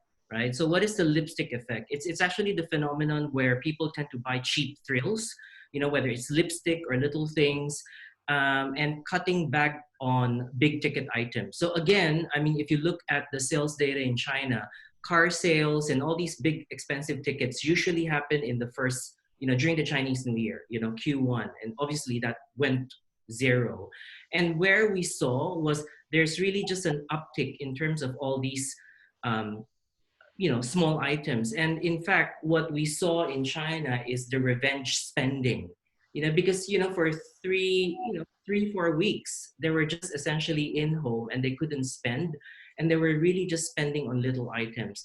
What we do see is that they were served spending on the bigger ticket items, right? So and for me, it's actually a huge implication in terms of like the food business. I mean, I don't have the hard numbers, but my office is in a very commercial area, and actually I just had lunch at McDonald's just now, and it's near an MRT station, and it's really packed with people. I just want to highlight that when we came out of quarantine, right, there was literally 2-3 weeks that people were not going out because as a policy, the government were closing the food courts, right? And so we had to order delivery. But I think after that 2-3 weeks and people were safer, I can see that, most of the restaurants that I go to, I mean, it's a huge complex here, it's in the center of town, it's actually back to more than 50%, capacity. So we don't enforce forced quarantine. So you actually, just sit side by side. So, that's what we're seeing. And, the trend is on smaller items, make it interesting. And then one last point is I have to be upfront that there are pay cuts. People are being furloughed. In other words, they're cutting down on work time just to make the business viable. But we also saw a correlation that as unemployment goes up, the sale of cosmetic and personal care products goes up as well. So interesting correlation, right? In terms of, the business that you're in. Yeah. Yeah. Tama part. Thank you, Joff. Exactly, Doc Carl, what we've been talking in the last seminar with the PLDT group. Exactly what we're experiencing right now, even in our own company, because we are both, we're a mix of essentials and non-essentials. So literally, ang daming orders for small indulgences like lip balms and, a lot of personal care products. Crisis ka na nga, pangit ka pa ba? Diba? I mean, yeah, I'd like to follow that up with another question, Jeff, because this is very much within your expertise. Most of the products are coming from China. I mean, a lot of products are distributed globally, sourced out from China. How will this affect the new norms on the logistics side? This is a question by Archie. What are you seeing? Well, I don't have data, although I do see that, in terms of like, um, we still don't see a lot of China sentiment yet. Although, Mm, like say for instance, in Germany, they've already cut the partnership with Huawei mm, in terms of installing their 5G. So, bigger infrastructure, I do think that, anticipate, that there's some problems, because I'm experiencing that, I can see that with some of the clients that I work with, but I can't say it because they're confidential. But, in terms of like just regular products like beauty products and all that, we don't see the logistics. In fact, like, if you're in healthcare products like masks and alcohol gel and all that, right? They're actually exporting a lot to other countries. Um, because in areas like, say for instance, Fujian or Xiamen, the government had like they repurposed a lot of the shoe factory there to manufacture PPE materials. yeah. So now they've really fundamentally shifted the model, and then they're supplying all these products to Europe. So that's what I'm seeing, right? It's not like a real yes or no. It really depends on the category and then the sensitivity of the category. Yeah, and related to that, there's a very insistent question here. What is your read on the non-essential business like spa?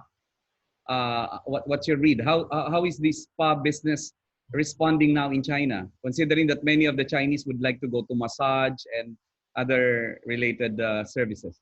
I do, as in terms of like, I frame it as a well-being business, right? So for the well-being business like coffee, because I have friends who are in franchising in China as well, it's actually going up. And I think the difference between Manila and China is like everything is digital, right? So in fact, yes, you might lose physical capacity within the store, but actual sales may not be as bad, right? Because there's a lot of delivery. So the delivery system is there.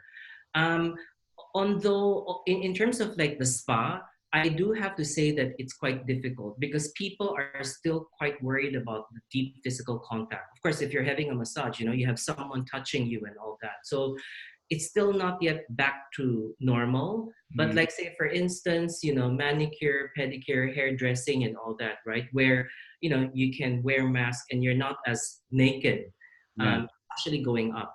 yeah. All right. So my next set of questions, partner, is for Vic. And in fact, the others are challenging questions with some suggestions. And Vic, the question is, are you exploring restructuring the current business model of 7-Eleven to go online? And that's from Brian C. And somebody even mentioned that, what is your thought about the vending machine replacing stores, considering that 7-Eleven is one big vending machine? But I think more interesting question that you need to answer Vic, for us is, what can you do about landlords charging rentals as usual?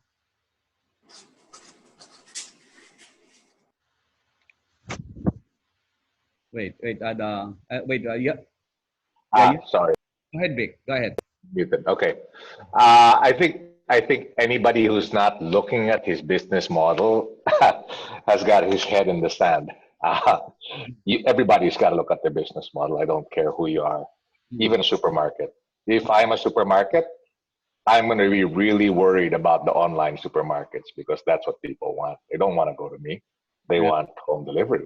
If you go to like Last Mart or somebody, it's like a 2 week wait or something. So, by the way, I think that's possibly the greatest opportunity this crisis has presented, and it's something we're looking at. Uh, Before this, online grocery was probably less than 0.5% of total grocery. Now, the demand, it's well above 50%. I mean, who wouldn't rather have home delivery? How do you build up capacity that quickly? And by the way, it's going to stay there for the next 2 years. And by that time, habits will be formed. But anyway, so we are looking at like pickup uh, for staff. If you look at the problem of, we have like my wife uses like a gulay. There's a gulay wholesaler who delivers to the house. There's a lot of these manufacturers are going direct. But the economics of direct to home delivery, as Lala Move knows, it's expensive. And it works for, like I live in Des Marinas Village, for the people here in Forbes and Dasma because they buy a lot. But, if you're buying, the average grocery basket's 400 pesos. So, it's the economics won't work for most people. So we believe in a pickup model, or you can have a pickup point, and then you can have like a Lala Move or a Food Panda or a Grab delivered from the stores.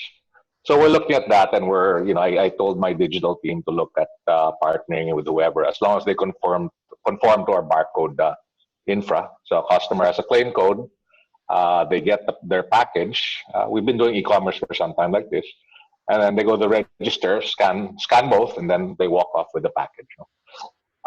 So we're looking at that again, essentials. So those are the main business model changes for us. I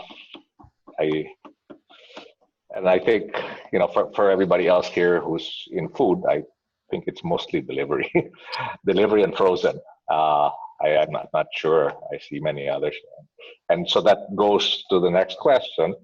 I think the typical restaurant's probably got 70% of its space devoted to seating. You only use 30% of your space. You use your kitchen for delivery. But the truth is, if you were only doing delivery, you'd have a dark kitchen.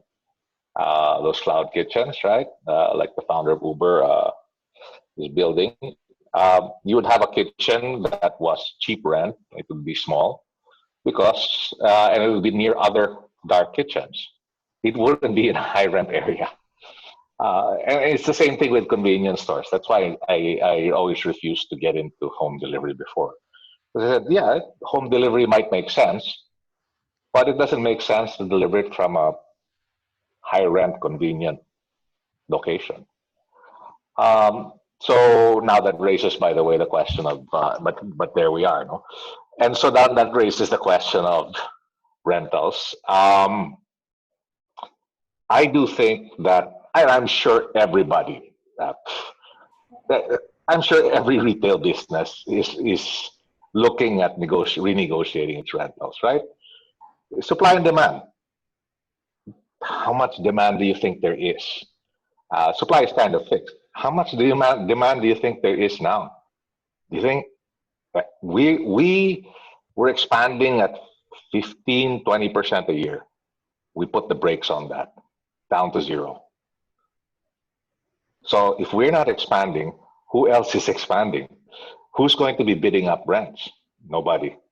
In fact, people are going to be closing. So that's a contraction in demand. And if supply stays fixed, economics says price should decrease, right? So you'll have this, you have this shock to the system, and now you're basically in price discovery mode. The demand curve has shifted, the supply curve is static, but demand has gone down. What should the new price be? Finding that and they call that economists call that price discovery. Right? The market has to find a new price, and it's going to bounce around like in stock. It's going to bounce around. It's going to be, I think, without us talking as businessmen, maybe in a group. If there was a landlord association, I think PFA should engage such an association, because what is that price? We can try to find it by discussing, or basically we can start writing demand letters to one another and hire lawyers and withhold rents. It's going to be a painful process, and in the end, how would a tenant approach it? A tenant would say, "Okay, I'm not going to pay you," and then because my contract says I can leave anytime, at least our contracts say that. And then the landlord will respond by saying, "Okay, if you're not going to pay me, I'm going to evict you." And then you're going to say, "Well, I'm going to fight you in court." And so, meanwhile, if you have, and then when you get evicted, there's that thing is now vacant, and the landlord is going to say, "Oh shit, he was right. Nobody else wants to expand. Nobody else wants to take it. Also, you're going to come back here. I'll give it to you for 50%. Meanwhile, the thing was vacant for 6 months, right? There's just a lot of value destroyed. if we can kind of agree, okay, where is that price now? I think all the numbers are there. And it's not a binding thing, but we can say, okay, it should be. Some people are doing price to sales or percentage of sales. I don't know if you guys have been reading what's been going on in other countries, but in the U.S., I was reading how in April, uh, 30 to 40%, those strip malls are only collecting 30 to 40% of their rents. Um, the people who are closed, they're not paying. A lot of the people who are open, they're not paying either because demand has shrunk and they're trying to hold on to their cash.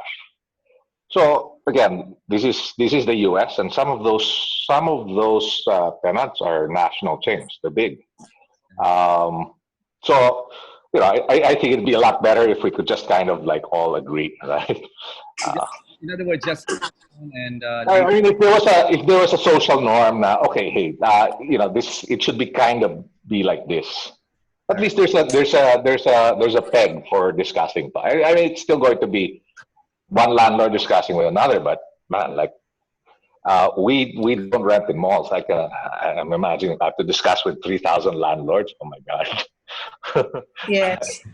Partner, I totally agree with what Vic is discussing because in spite of having a DTI memorandum circular that was issued, it's MC 20-12 that actually advises the rent outside the malls, the landlords outside the malls. But we really have to, I think, hope for a fiscal policy that actually discusses this help, this assistance that should be given to our tenants, especially outside the malls. Kasi varying sizes, business sizes. Yes. Partner, if I may follow through a question for Vic, because as we can see, we have a limited mobility at the moment during ECQ, and there's a trend for hyper-localism, which means that a lot of our consumers is mandated to actually source from within their community. At the moment, you can only do groceries, buy your essentials within your barangay, especially outside NCR, no, Vic? And this was mentioned by Bryce earlier, which they've been doing with TGP, especially during the yung sourcing from MSMEs. On the first weeks of ECQ, almost all stores are closed, but we can see 7-Eleven open. And parallel to this also, a lot of smaller businesses in the supply chain were not able to deliver their goods. And some, gotten spoiled in their factories because they cannot transport it to the customers that they usually had. And I'm curious if 7-Eleven have a policy or what is the process behind in terms of sourcing from MSMEs or smaller businesses in the supply chain within the area. So, within the area. Sorry, Say, Cheryl, example, I missed that. I don't know whether it's my internet or yours, but yeah, you were saying smaller businesses were not able to deliver, you said?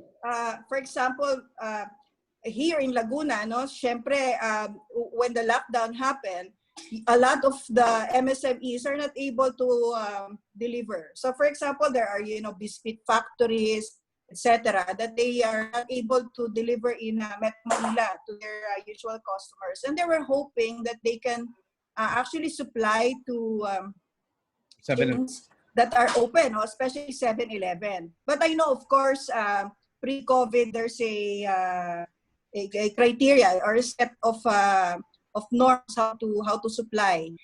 Bryce mentioned this earlier with TGP that you're sourcing from local MSMEs. With 7-Eleven, what's what are your thoughts about this? Or is there a possibility for that sourcing? Or if there's a bottleneck, ano yung dapat gawin ng mga local MSMEs so that they will be able to supply to the bigger chains that are open right now?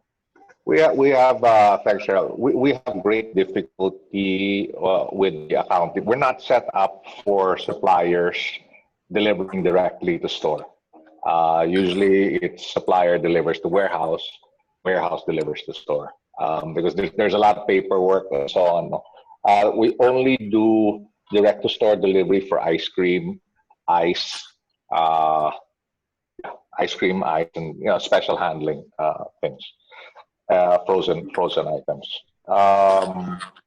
But that said, I think in terms of, like I was discussing earlier on the if those guys are already selling online or home delivery, we still have to come out with guidelines. But we could do a pickup at store. So they put a barcode on their merchandise and then put it in the store, and then somebody would pick it up with a claim barcode, something like that. Can be done. Something that can be expected. Vic. Yeah, I think there are. Everybody has been pushed online because nobody wants to go out. Yeah. Yes. We'll be coming Perfect. up with that. I mean, I'm You seeing know, I'm seeing a good Sige, idea. partner. In Mindoro, in Calapan, where you also have 7-Eleven, I can imagine that some of the local products will be found because others are. Their stores may not be accessible to everyone. No, it's something. Yeah, and we really want to do that more. The Asian swine flu made us localize our meat supply chains, for example. Because if that can happen to ice and meat, maybe it can happen to the other products as well, right? Because you have a model to follow, more or less.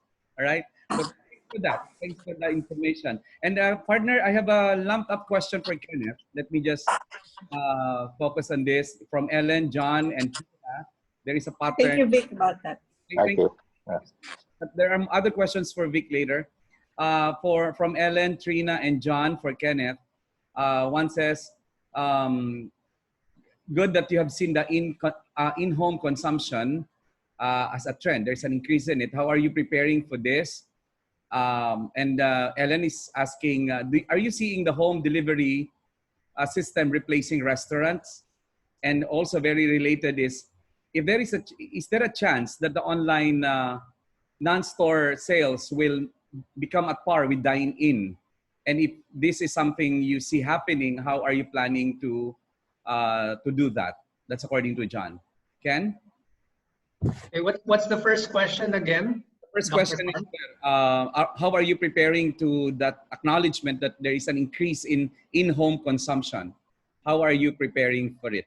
And are you seeing a balance between or a par sale between online non-store sales and the dine-in? Are you seeing it? And do you really look forward that the home delivery will probably replace the restaurants? Okay.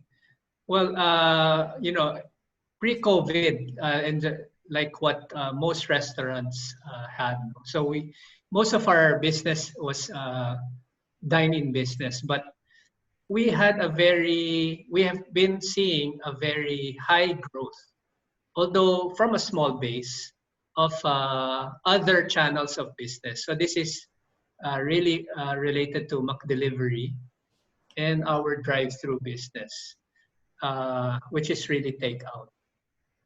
So we invested on McDelivery actually years ago, and in recent years invested heavily on making it even more convenient and through different channels. No? So they can order McDelivery through our own channel, 8 McDo, or through our McDelivery app, or they can order our foods through third-party providers like Grab and Food Panda, and I think we are working with Lala Foods soon.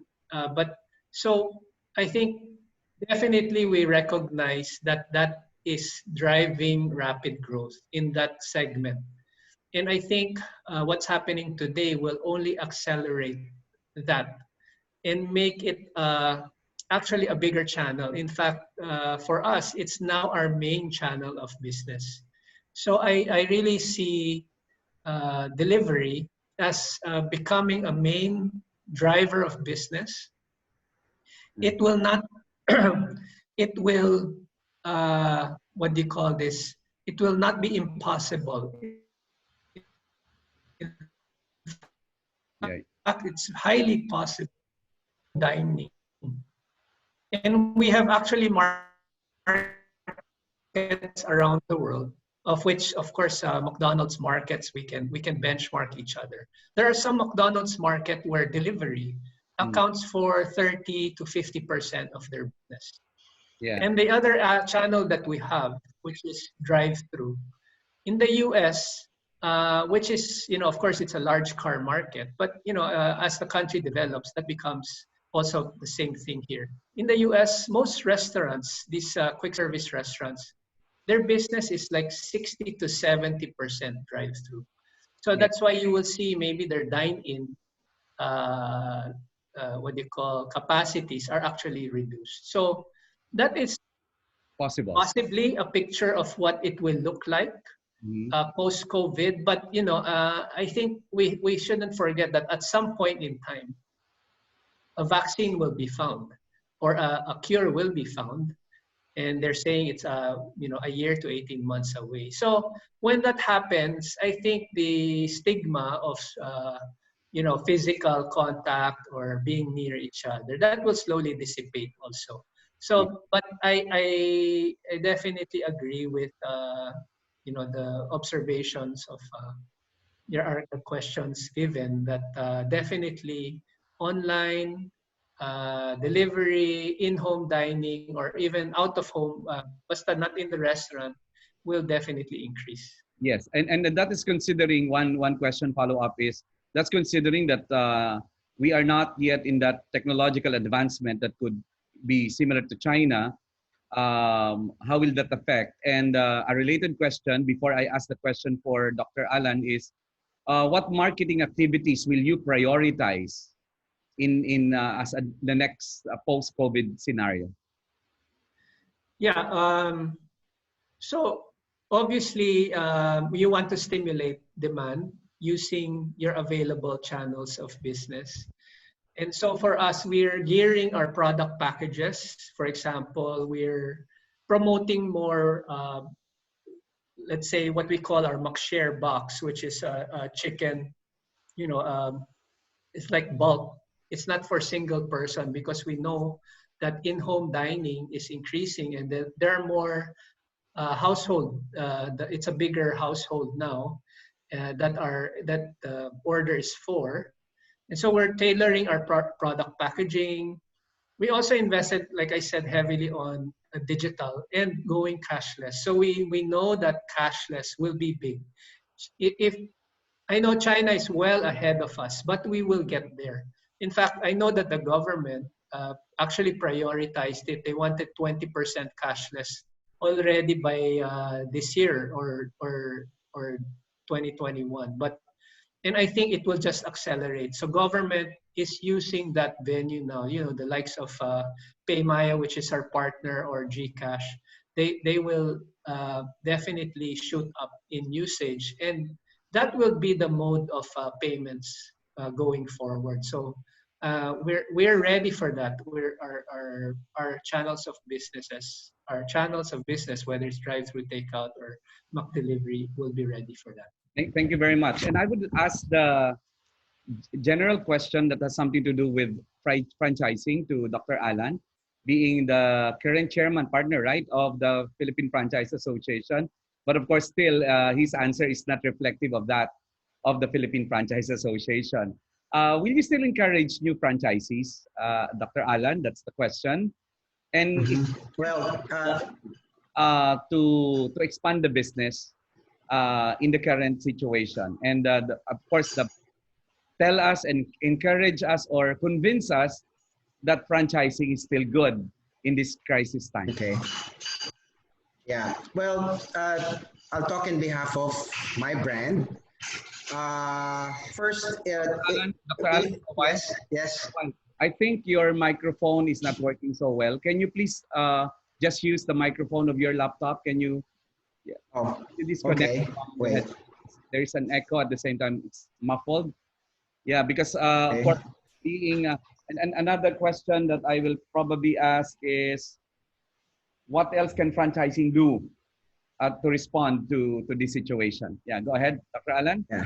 Yeah. Is it muffled? Muffled pa din? It's still muffled. Still muffled, but audible enough that we can proceed. Okay. First, in franchising, again, I'll reiterate, it should be a successful business concept.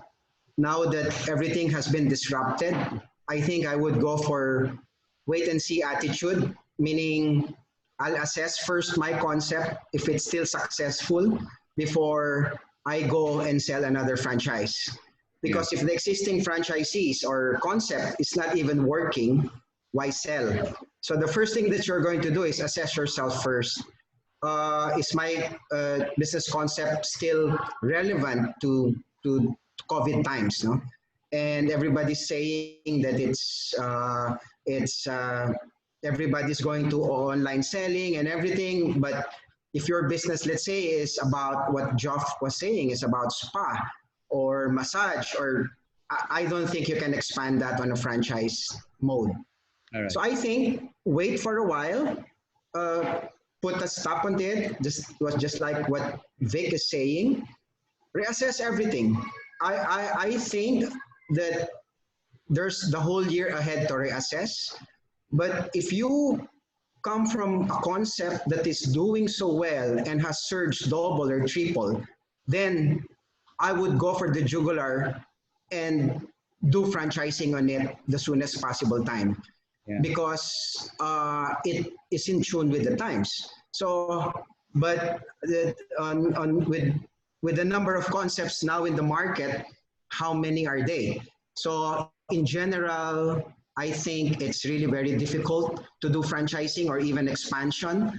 I think what's important is assess the business first, your present business, grow it if you can, but I think everybody's trying to survive and thrive. Yeah, if I may share with my business, before I ask the next question to Dr. Alan, if I may just share along that line, I wish that there are other territories that I can sell right now for my review center. You know why? Because the moment we migrated to the full online review, I just realized that the programs we did not offer in the past, or were not comfortable offering in the past because of the limitation of space, and having to travel to one branch to another, because we're doing teaching in different parts of the Philippines. And now that we have migrated online, how I wish that there are other territories, because I think I'm doubling or tripling the market, even if I have reduced the price of my offering. So it's really about reevaluating your business model. And I'm still along that same vision and the same mission, and within the same scorecards that I have, and within the same business plan and business model. But the thing is, indeed, if you are open enough to see other opportunities, maybe you'll find it. And as far as my business is concerned, I found it. And now I can serve other programs that in the past I never thought I will ever offer. So I have a platform that gives me no limits to who I can reach and what I can deliver in terms of the same test preparation programs I have. All right. And the question, for you is this: is it still safe to say that food is still the most sustainable business in this new normal? Is it still safe to say that? Yeah, I think so. I think so because if you're at home, basically what are you going to do? To live, you need to eat. But staying at home, if you have a shelter already, you have clothing, as long as you have water, of course, I think food will still be my top of mind. I would still go for a food online delivery, which is sustainable. And I think even after the COVID times, it's still very relevant. I would still go for food. Ayan. And maybe we can ask everybody. I'll start with the two other reactors. If you have one consumer behavior change you'll bet your money on after this pandemic, what would it be? I want to hear it from Bryce. What do you think is the... I think sizing up, and online payment platforms. Those are the things that I think would be very relevant in the retail industry. Well, specifically for us at drugstores. Okay. We can see that it will be very important to have very reliable payment platforms. Okay, so that's the new normal. That's the new habit that Yes. you found on people. Yes. All From right. cash to cashless. Okay, it's really cashless. And what about Anthony, I have that question for you. That's personal. Yeah, how are you different from the other uh, providers? And have you experienced a surge increase in your service delivery because of COVID? For sure. So pretty much just to give an overview, Lala Food is we are a food aggregator. So pretty much we showcase or represent a variety of merchants in our application so that our customers will have access to food. So pretty much, as human beings, we also need variety in terms of diet, and I think that's where Lala Food is actually helping the community now. Hmm. So even if you're at the comfort of your own home, you're still able to eat the things that you enjoy. If we don't have this scenario. So to answer the second question, in terms of our surge, yes, we definitely did see a huge spike from the beginning, from the time that the ECQ was announced up to today. It's just a consistent upward trend for us, which we are also addressing by increasing the supply as well, and the variations in terms of what we're offering. So we're also trying to address the changes in terms of the behavior in the market, which I agree with Sir Bryce, the payment method. So right now we're moving towards cashless from cash. All right. I have this question, partner, for the benefit of the MSMEs watching Yes. today. Aside from home, and this goes to the giants, especially to 7-Eleven and McDonald's. Aside from home deliveries of basic necessities, we heard from Lala Food has surged really. What other startup needs? What other needs do you have now as giants, which you think startups may be able to offer, if you have any? Yeah, kung meron bang kayong need that you think startups and MSMEs should be able to provide you, considering this new norm? That's the reason why I raised the point earlier, partner, with Mr. Paterno, no, because everyone is excited, especially the MSMEs. Mm. So hopefully looking forward to parang a Filipino brand section in the big chains that we have that are still operating in the country. So Maybe even technology partner, small technology company. What particular needs do you have right now, even the generics pharmacy or even Lala Move, probably, Lala Food?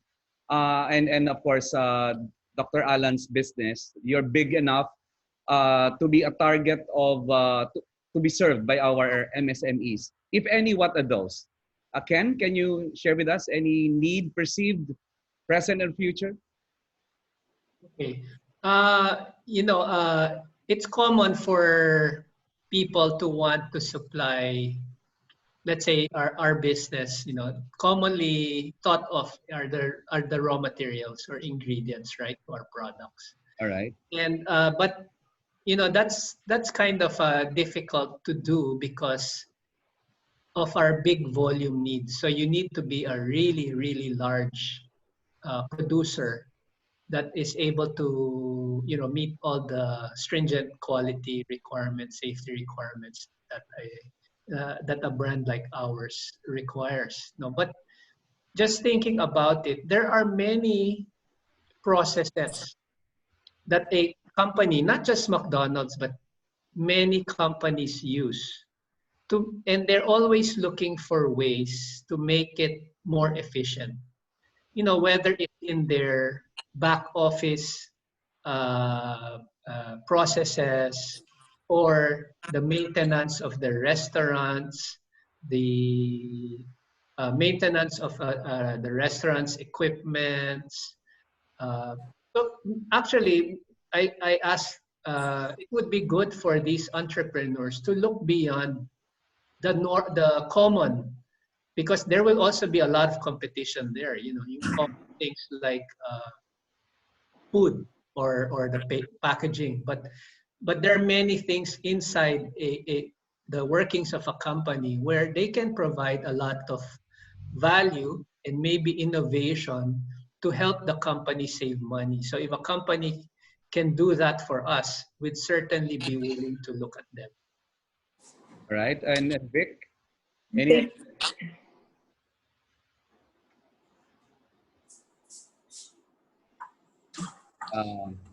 Thank you Yeah. for that.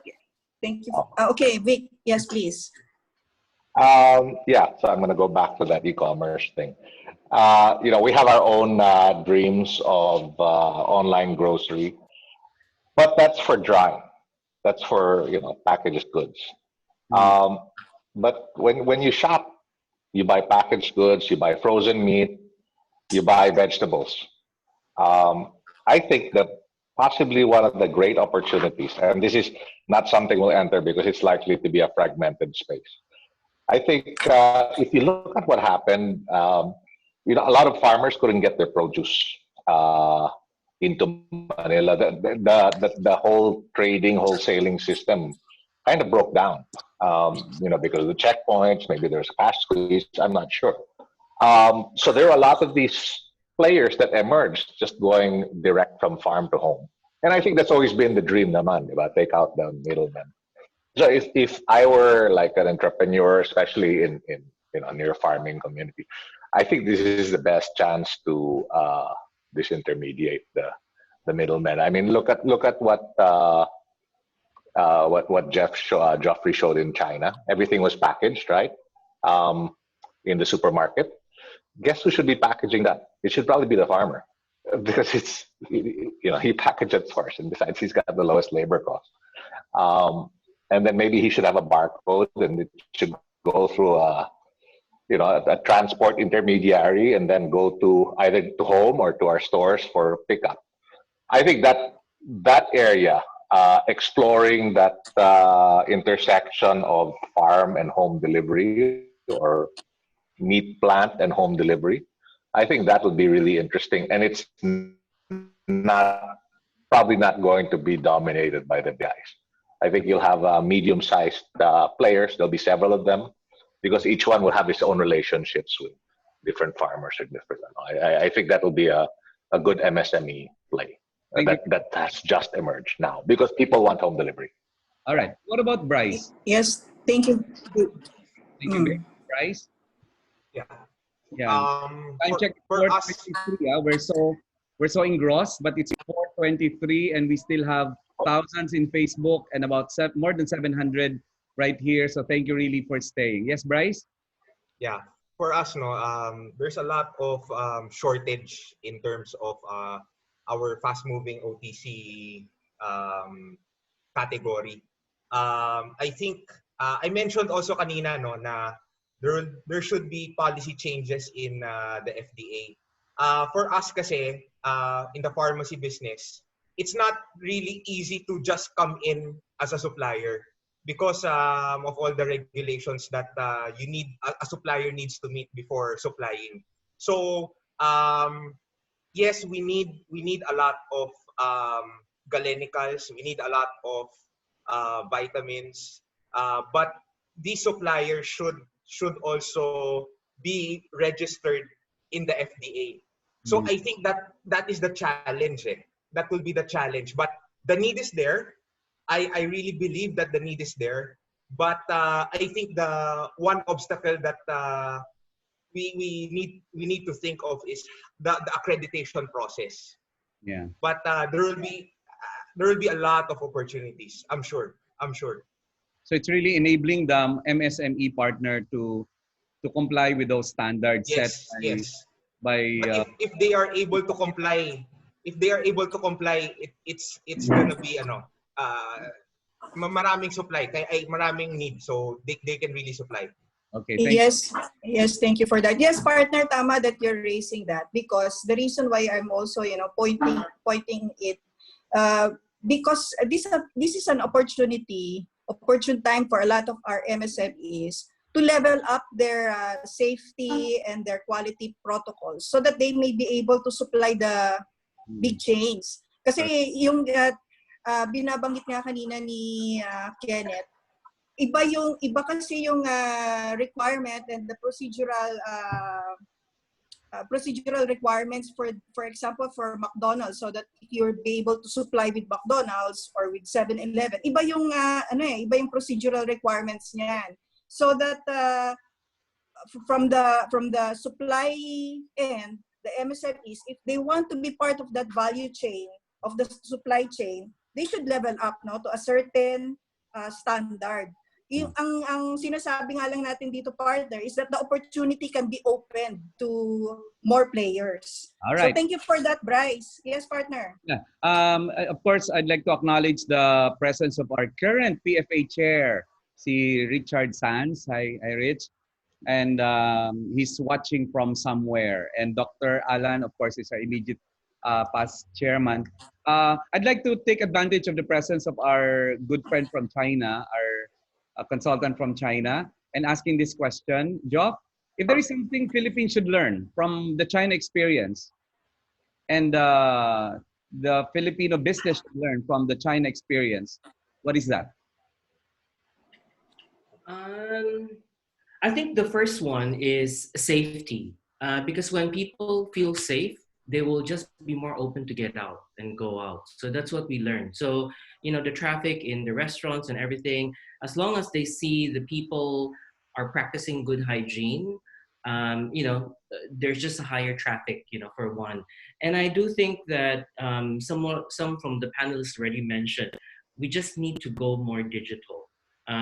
You know, we need to have just have a proper ecosystem, because what we're seeing here is, you know, we do omni-channel. So when you talk about omni-channel, it doesn't only exist in you know, food, even in medical. I'm working on 10 Cent Medical right now, and you know, they're doing that whole ecosystem. So it's just you know, make us less reliant on just the physical space, because obviously we don't have a cure for the, you know, for COVID yet. So that's you know, that's what we learned. And you know, digital cashless payment, because right now everything is just cashless. Even the beggars in the street, they have a QR code. So again, far way to go, but I think, you know, that's the North Star, I would say, you know, where you can learn. But the basic is safety measure, you know, control, because it's only when you know, people feel safe, then you will have that recovery happening. And Yeah. your final message, Joff. Your final message to your kababayan in the Philippines right now. I hope you know, this whole quarantine finishes, because like my sister is so frustrated being, you know, cooking for everyone. Say that again, please. No, I just said, you know, hopefully we all keep safe, and we find a solution to this. Just stay optimistic, because if you look at China, it was horrific. You know, I was there at the height of the pandemic. You know, it felt like the end of the world, and you know, we got out of it, and it's just the power of humanity. I really just believe in that, right? Because when as early as February 2, I mean, we were quarantined for like 3 weeks, like everything. We couldn't even get out of buildings. Groceries were closed. So, you know, there is an end to this. All right. Yeah. Thank you so much. And your final words, please. May I call on Vic, your final statement, your parting shots? Well, yeah, I guess, what is it? Hope for the best, prepare for the worst. Yeah, exactly. Yeah. Right, look at what's changed. Look at what's changed. Yeah. There's opportunity. Yeah. It just may not be where you sit now. Yeah. Thank you so much. And Ken, your final shots, please. Well, I think you know, let's all look ahead and really prepare for what's going to come. I think it's going to end, and we should be prepared. Our businesses should transform so that we can make the most of it. And also, let's not forget, we have to do our duty as businesses and also as good corporate citizens. Huwag nating kalimutan yung malasakit. Kailangan rin nating tulungan yung mga nangangailangan. So let's not forget that. Thank you. Okay, may I have Anthony, please? Your final shot.